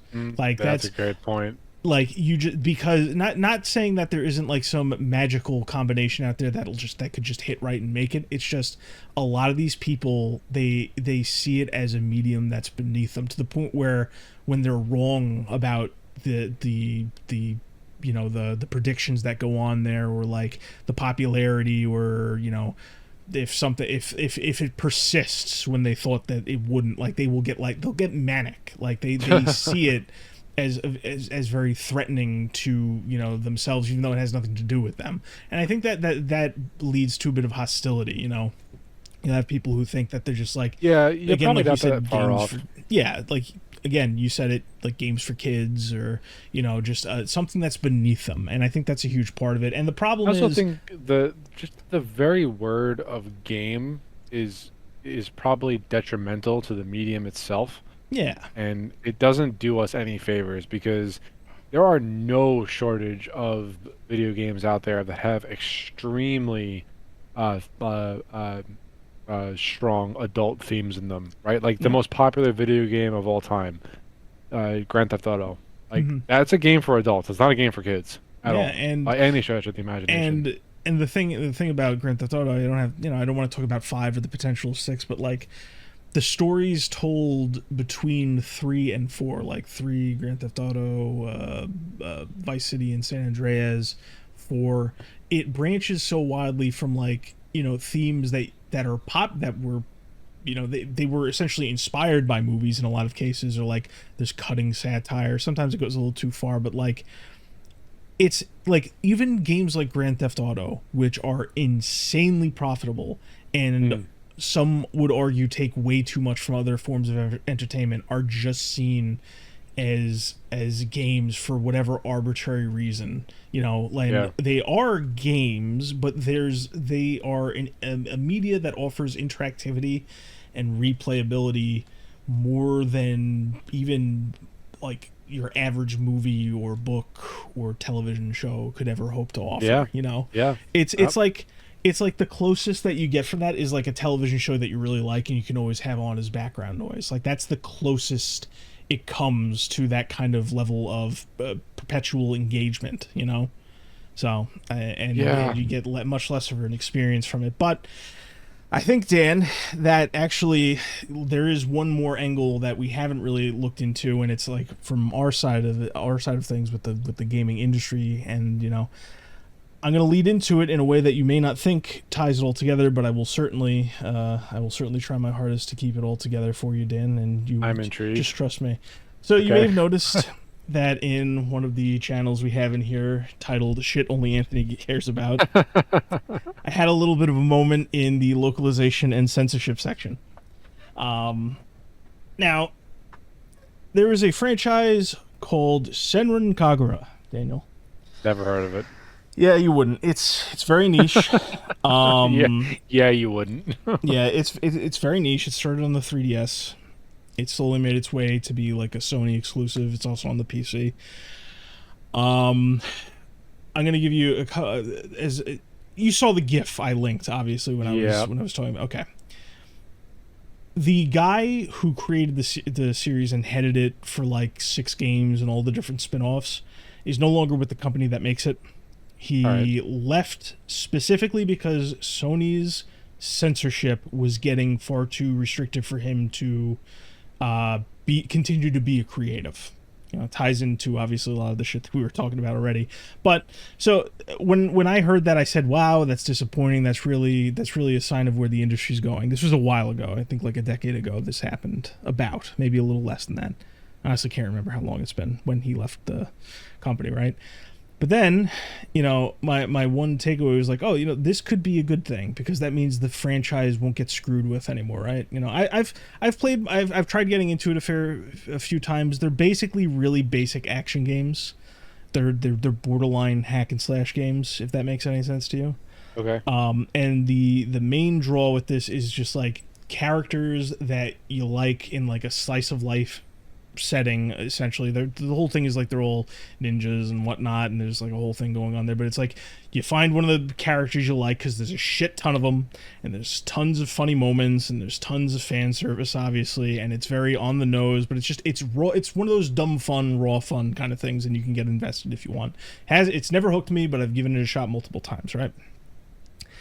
But I said, okay, good. The guy's gone. The series is dead. We don't need to worry about it. Moving on, right?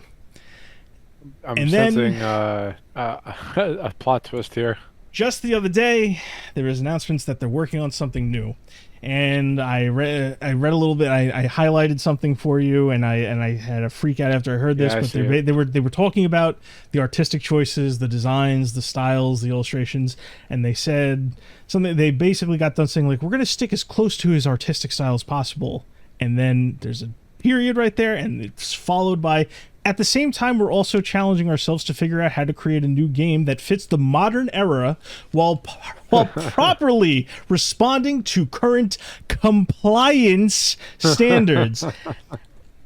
What did I say last week, Dan? Did I was it last week or 2 weeks ago where I see this fucking word compliance and I just lose my goddamn shit. You see that word compliance? You see the word expression? I think it was 2 weeks ago. It was compliance, expressions, and one other word I mentioned is just like you can't see that anymore. I think I said I'm going to fucking explode or something. And what I said was, those were your exact words. I'm going to fucking explode, Daniel. Yes. And then I linked the GIF of one of the transformation sequences in the games, and it's very on the nose. It's fan service. You either like the series or you don't. You either consume that or you get the fuck out. You know, how do you make something like Senran Kagura for the modern era? And then I remember, and it's something that you wanted to talk about this week, games as a business. These people, they don't understand or acknowledge what makes these games or what made these games great. They just want a piece of that pie no matter what. But at the same time,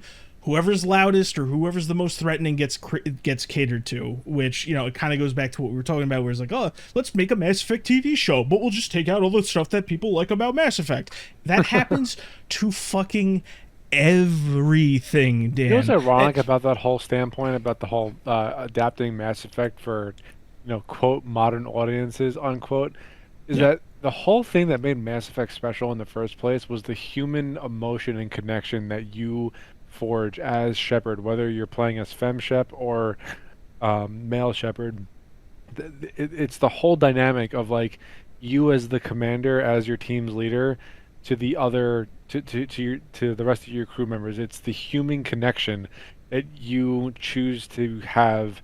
Yeah. And, I mean, that's one of the many things, right? Like, but that's a big one for me. Like, you can either choose to be an asshole as the renegade, or be a really, really good, wholesome and like inspiring leader as Paragon. And I've always played as Paragon.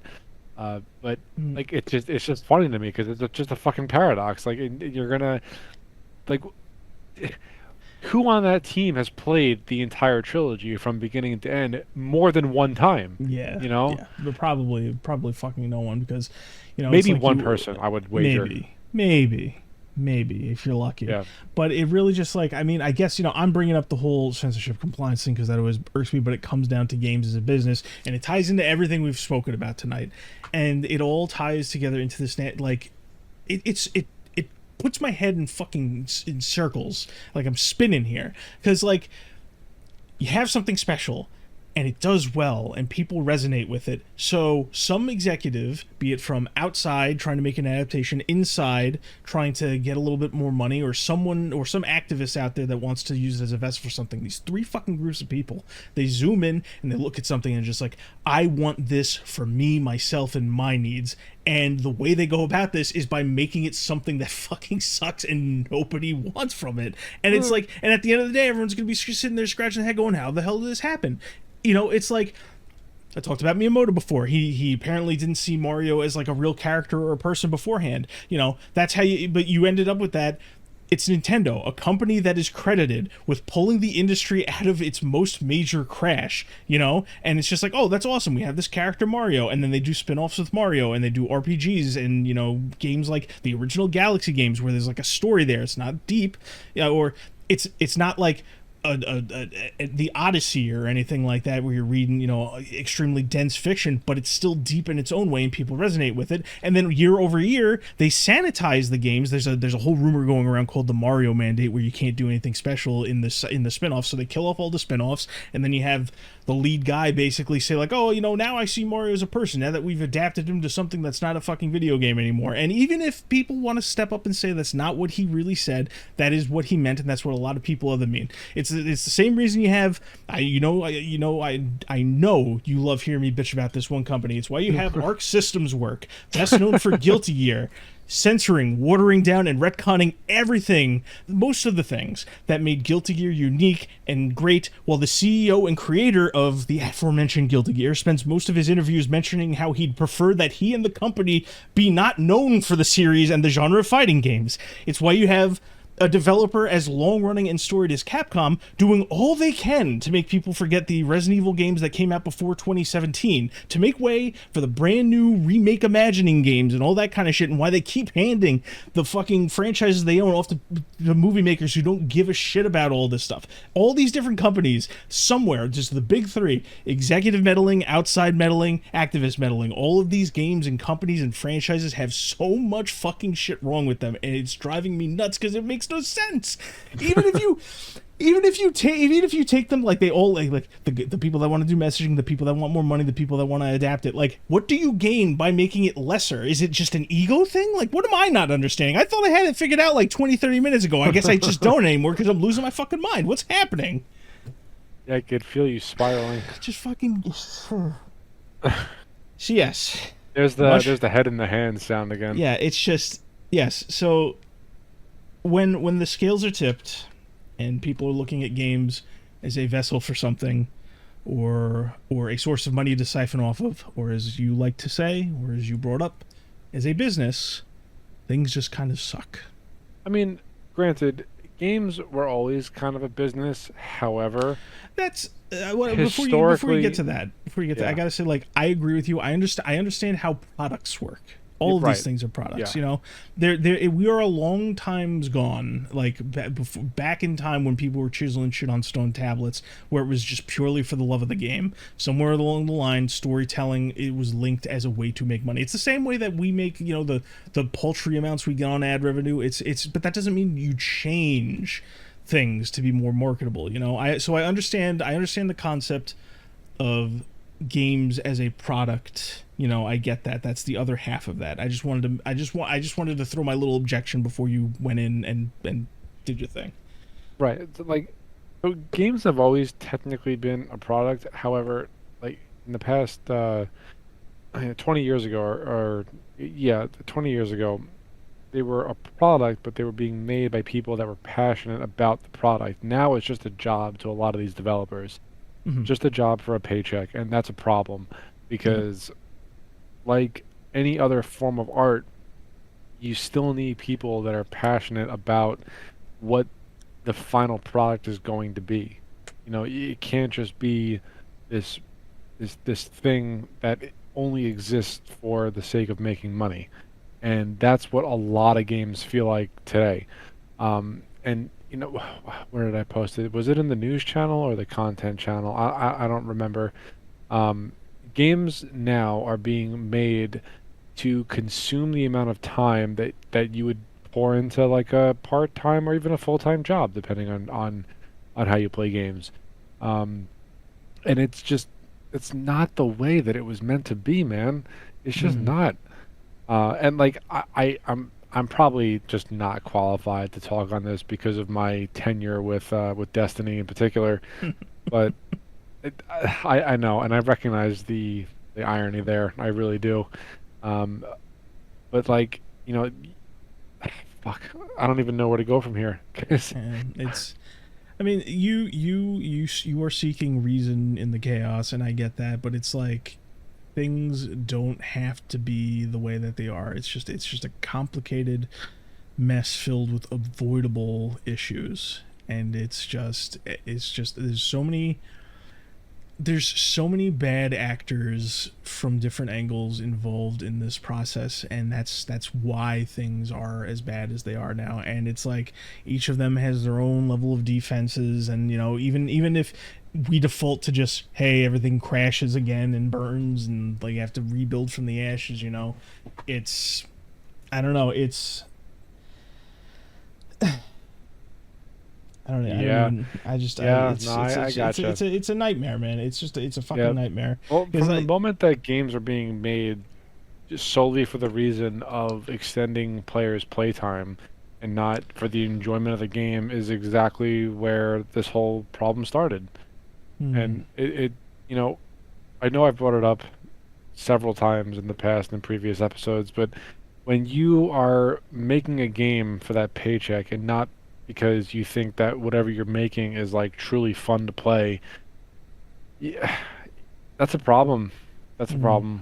hmm, And I don't know what the solution is because the industry has ballooned into this beast that demands X amount of dollars or X amount of play time or certain metrics have to be hit, and it's just missing the forest for the trees, really, for what a game is supposed to be.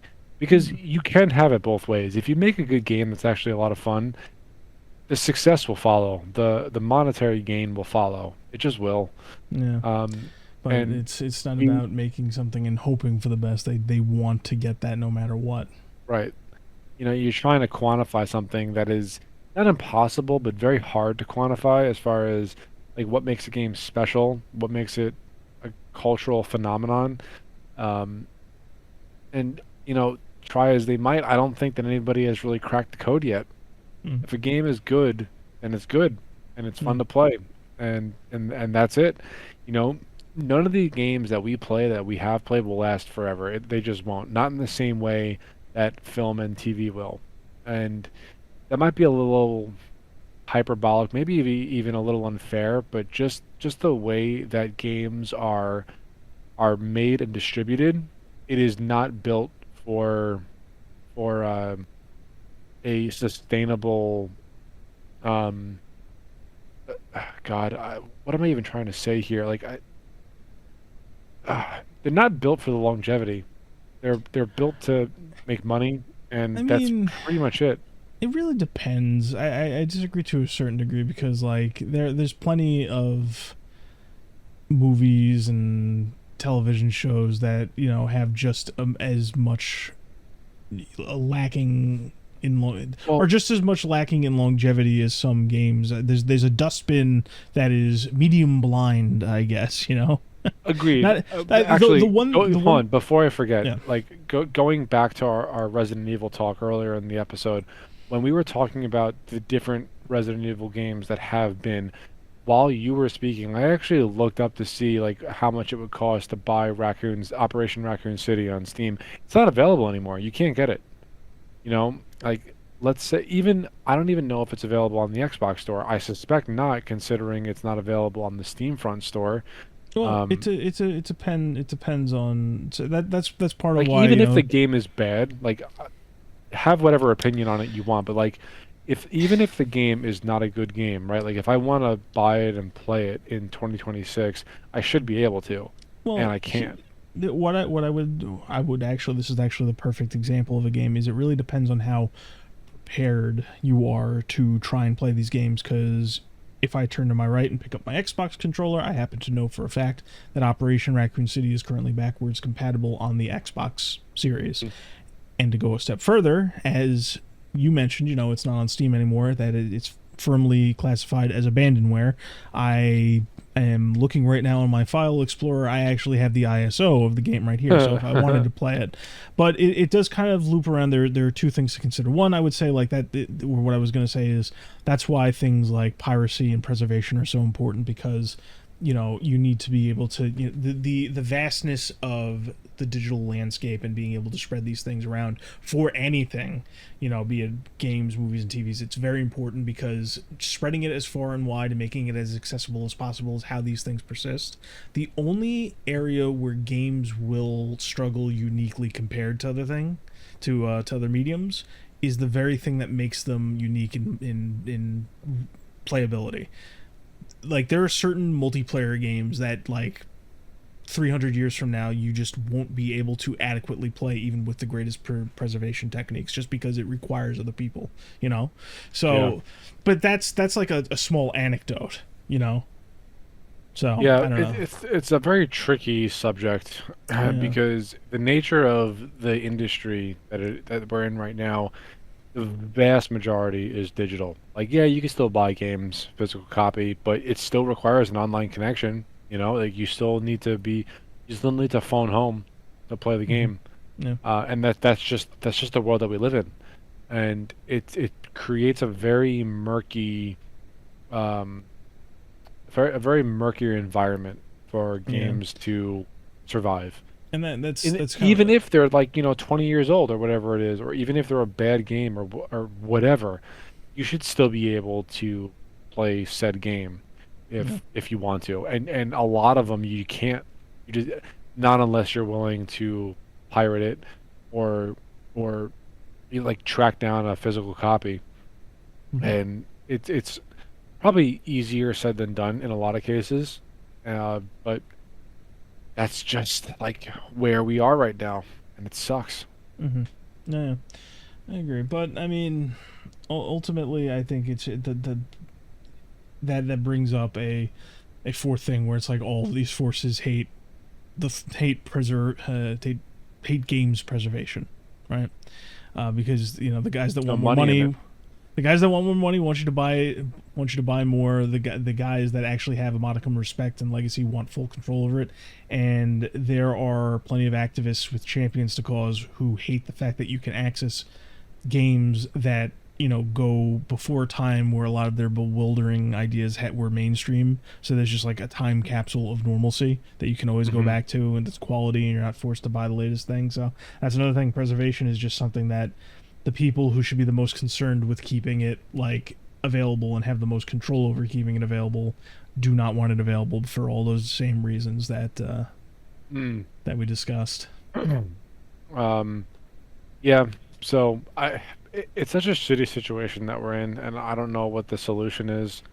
Uh, because ultimately, like, it's all gonna go where the money is, and money is not in games preservation. So, Yeah, it you is know, what it is, but all these different issues, I mean, it's just certain issues will be able to piggyback on the different changing of trends and cultural things, and certain forces running out of money or gaining more money, mhm. because when we opened this whole conversation, you mentioned it's just it sucks when bad things make money.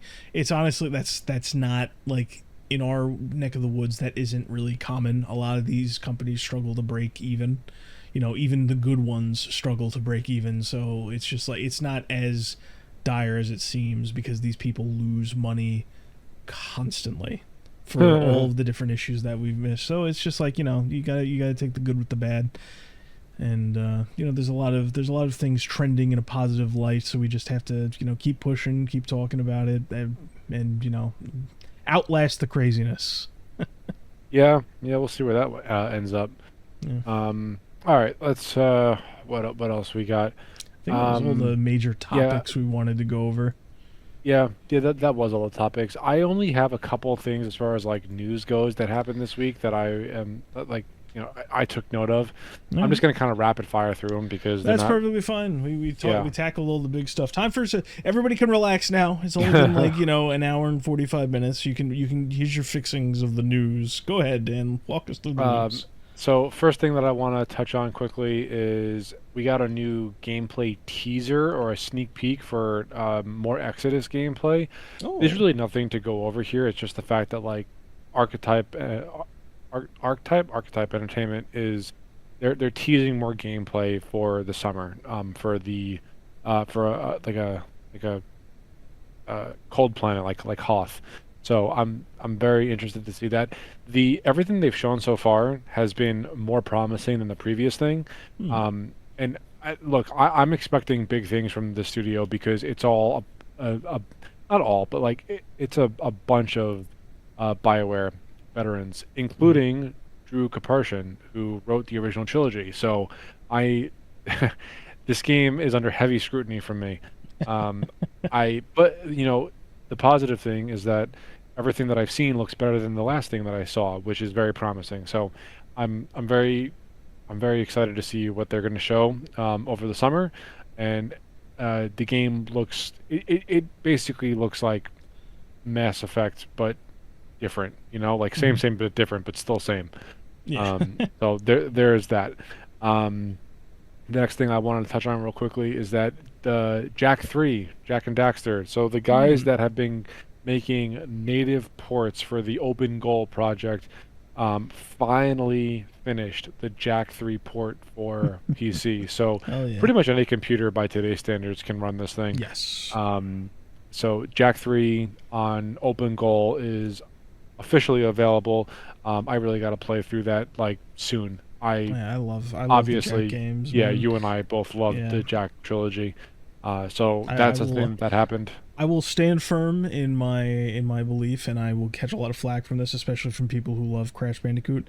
Jak and Daxter: The Precursor Legacy is the best platformer Sony has ever put out across I fully all the agree. different brands. Yeah. I don't even give a fuck if I'm biased. I totally agree. So yeah, so Jack 3 is now playable on Open Goal. It's downloadable for free. Um, and it's a really good time, so you should definitely check it out. Oh yeah. Let's see. We have a rumor that this one dev is like researching things for a Uncharted remake or remaster or So something of that yeah, nature. we already knew. I'm pretty sure it's been rumored for a while that the first Uncharted has been in pre-production for a remake of some kind. And I remember I said something To be along okay, like so that would be the one that I, needs it. I want to make a clarification here, especially like for you, Anthony. Uh, Um, you are hypercritical of remasters and remakes, yes. and for good reason, might I add.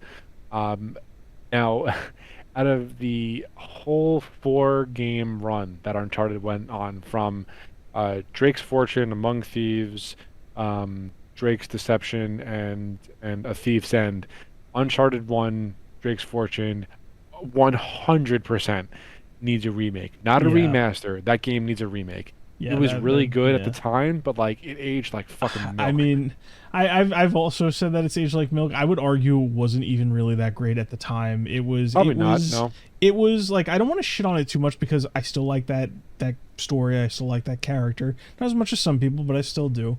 That game, like, you know how there was that period of time where games were coming out for the PlayStation 3 and the Xbox 360 and everybody was Yeah. being wowed, right?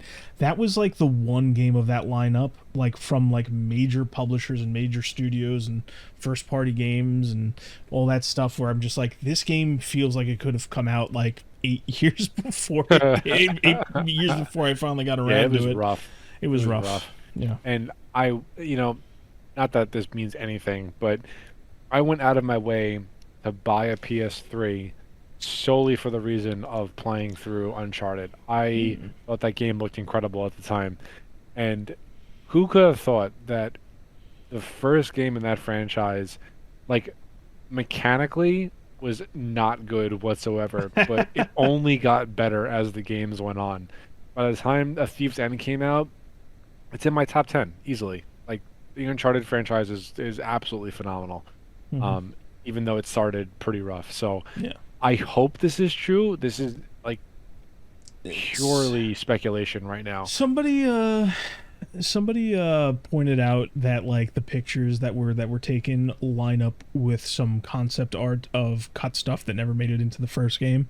So Okay. it's leaning more like, if it is Uncharted related, it's looking more like it's involved with some kind of remaster or at least a return to the setting of the first game than it would be Yeah. like a brand new outing. If they do a remaster for Drake's Fortune, that would be such a misfire. Oh my Yeah, God. it definitely needs a remake of some Yeah. kind. Yeah. So we'll see what happens with that. I am cautiously optimistic, but like I'm not holding my breath for anything. This means absolutely nothing.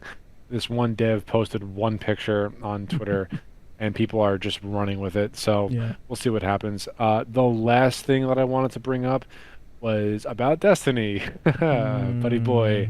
Mm. Um, so okay, um, so Bungie asked for modifier ideas for the portal. If you don't know, the portal is basically what replaced the director in Destiny 2.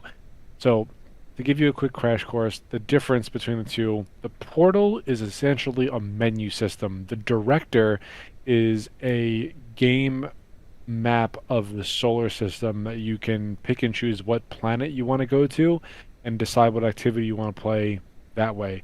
The portal is purely a menu system of like what game mode do you want to play on what map, which modifiers do you want to select. It's very streamlined, but it takes away from of like what gives Destiny its identity, if that makes sense. The director really gives you the impression and the feeling that like you're going to navigate and fly to different planets. It on paper it seems very nitpicky, but I promise you it's not, especially if you're into Destiny. There's a very big difference between the Portal and the Director. If you play Destiny, you know exactly what I'm talking about. If not, you're just gonna have to take my word for it. But the moral of the story is that when Bungie put out a essentially like a Twitter poll as far as like modifier ideas for the Portal, the community at large basically just said delete the portal. Like they weren't having it. It was just like this is a terrible system. Go back to the director. Like this is not it.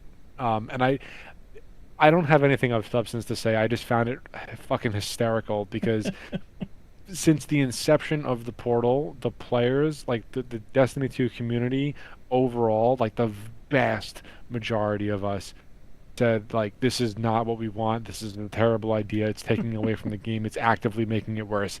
And they just fucking dug their heels into the ground and kept on pushing it, kept on making adjustments, trying to improve it, blah blah blah. Nobody wants it. And then when they asked for ideas to improve it, everyone just said get rid of it. I just thought that was hilarious. That was it. Yeah, that seems on par for what's been going on with Destiny lately. It's like, it's a prime example of we know what you want, you don't know what you want, so shut the fuck up and let us do our jobs. Like that's what this is. And nobody in the Destiny community is having it. They're all telling Bungie to go fuck themselves, which I think is hysterical. I haven't played. Oh my god, I haven't played Destiny since December. Wow, that is quite the hiatus for me. I'm happy for you. I'm happy for me too, buddy. Truly. I'm not even saying that to be hyperbolic. Like, walking away from Destiny was something I needed. I won't lie. It was something I needed. I feel like we've been trying to pull you out of this for a year and a half. I will give you fair warning, though. If they turn around and make all the improvements and an update, They're not going to turn around and give you even half of what you're about to describe would be perfect, because that's just not going to happen. I will judge you extremely harshly if they give you a quarter, which is what is more likely than anything is whatever you're about to describe, whatever you have swirling in the thought sausage of yours. They'll give you a quarter of it, and I don't want to see you go back to it like a fucking broken, hobbled meth addict. This shit's it's dead. Can I say something? Go ahead. Can I speak? Is that okay now? Absolutely. I actually agree with you. Okay. I'm in full agreement with you. I really am. But there will always be a part of me that hopes it comes back from, the jaws of death. And that's really it. Destiny was a big part of my gaming life for a very long time. And I think one of, if not the only things that will make me go back at this point is more than likely a Destiny 3. And even that might be a stretch. I know, you're laughing because you know it'll never happen, and I agree with you. I agree with you. The stages of grief over and over and over again. At least I'm self-aware, okay? I suppose. To a limited degree, you might be. You might just fuck off, okay? Oh, man. Love you, buddy. That was all of the news that I had. This was a relatively slow week.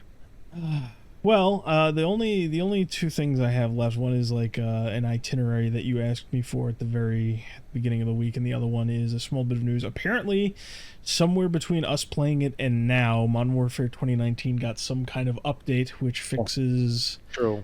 A bunch of really weird, like, Warzone cross-pollination issues.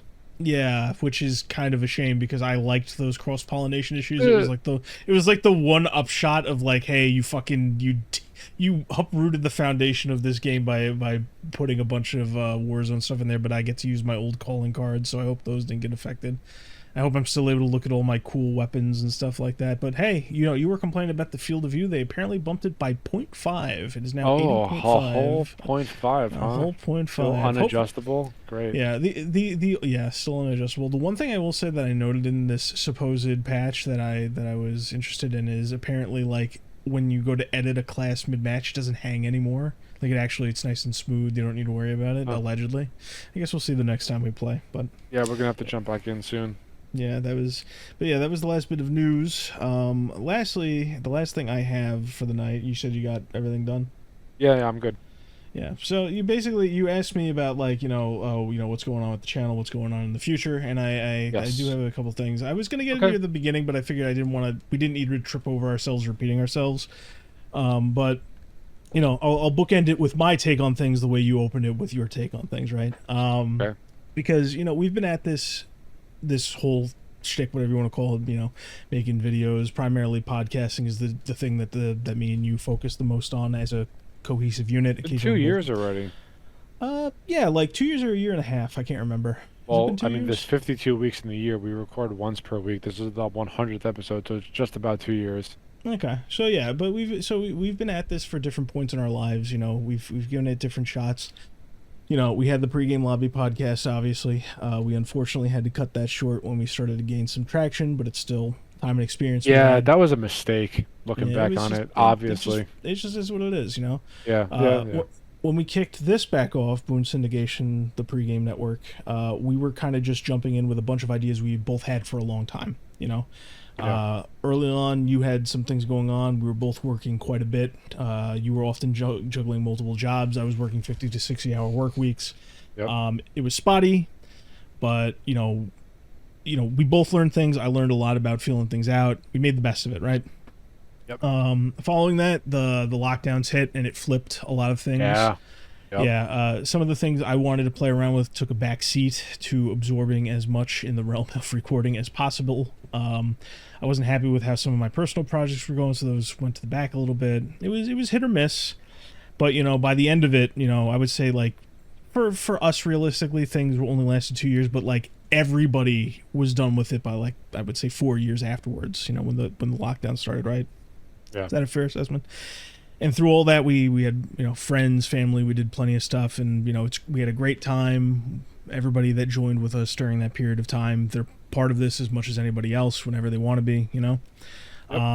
It was and it is our life. Yeah, We were and we still are very much living. And while I will always love the things that we did, it was kind of rocky. I would say. There was a lot of Yeah, it was starts kind and of stops. directionless. Yeah, because the whole thing is like like I said, when we both first started, we didn't know what the fuck we were doing, and we had to cut it short.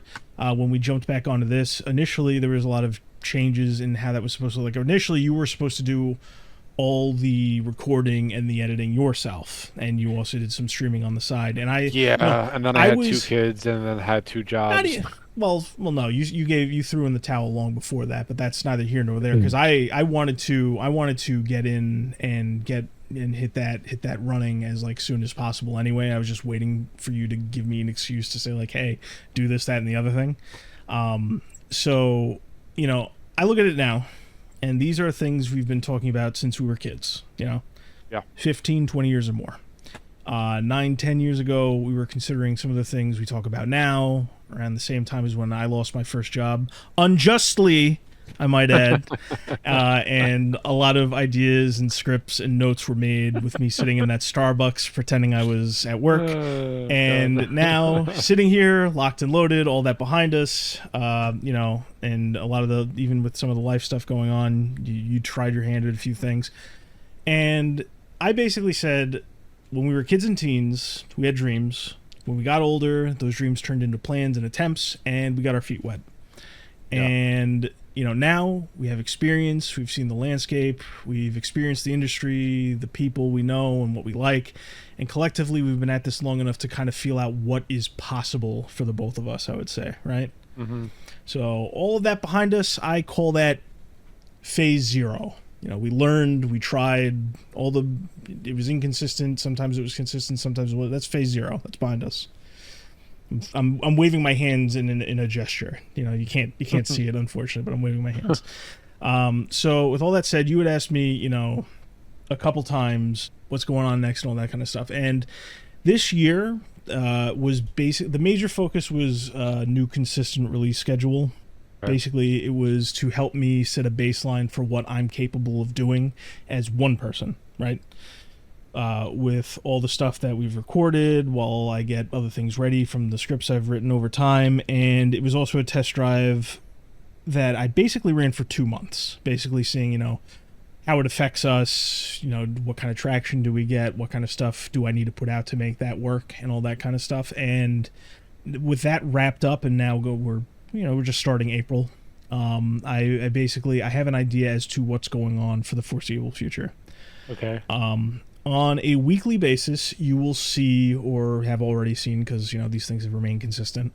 The Pregame Network podcast. The goal is that it's every Monday or Tuesday in situations where recording has to take You place mean on a different releases day. every Monday, right? Because we Yes. record every Sunday. Oh, that's right. That's right. Yeah, record Sunday, release Monday, Okay. or Tuesday, depending on recording issues or change in schedules. The pregame news hole, where that little news recaps. That'll I be really every. like the news hole. I don't know why you stopped doing that. That was a really It good is. series. It is just the reason, and that this is part of what I was testing is literally like I would outpace myself in thinking and in writing, and what would end up happening is like what's supposed to be just like a quick recap would quickly balloon outside the scope, and then like it just wouldn't get done because the week's over. So this part of that was filling that out. So the news hole is coming back this coming Sunday, and it'll run just every Sunday until I die or something bad happens. Other than that, we have Fighting Fridays. Obviously, there's a lot more in the realm of fighting that I'm invested in or involved in. So on the side, there will also be other things that happen around Friday. And that's the weekly stuff, because that's consistent, right? On the monthly basis, you will see at least one long-form scripted video every month. Those will be about like 25 to 45 minutes and beyond in length. They'll be like the big produced stuff. The first one's going to be Dead Rising related, and will be coming out later this month. But expect things from all the different kind of things like Call of Duty, Resident Evil, Street Fighter, different fighting game stuff I like to talk about. Mm-hmm. Next to that, you'll also have two smaller scripted videos. Those are typically going to be stuff like what it needs, should you play, that kind of stuff. Yeah, I miss writing the what it needs scripts and recording those. Yeah, that's a lot of fun, because those are neat, because it's like a thought hits you like I really like this, and then like Yeah. you just put those thoughts on paper and you end up with Yeah, something you know what? that I you can might work do with. one for Exodus. Oh, there you go. That's a good one. And the other thing you'll see on a monthly basis is the Pregame Network plays. Me and you, me and Harrison, me, Luke and Harrison, me and Luke. There's just a bunch of back-fed recordings that I've edited over time, and the idea is that if they're reasonably long, like 8 to 15 parts or whatever, that'll just be one that goes out a month. If they're smaller, I'll do 2 a month, based on however that breaks down. But it's just that'll be in the background, always coming out. Stuff like people love Let's Plays. If you want to go watch them, you watch them, right? Yep. And all throughout is obviously the door is always open for just shit that we want to do. That's never off the table. So like you were mentioning, you might write something. You, as always, if you personally ever have the time to script and record something, I'll put it all together as always. So Yep. whatever you want to do, that goes in there. If there was ever a time that we got hooked on something the same way Call of Duty 4 and Modern Warfare 19 had us, Modern Warfare Mondays would obviously make a comeback. There's still plenty of old footage that I haven't really had that's not really time sensitive, that I haven't really had the time to put together yet. We could see some of that stuff, like free play and first play, which is just random shit we play the first time we play something. That's still very much out there, but that's going to be the bulk of the lineup for now. Okay, that's solid. Yeah, when we went back and played Modern Warfare 2019 again, like I got very nostalgic in a way I normally don't do.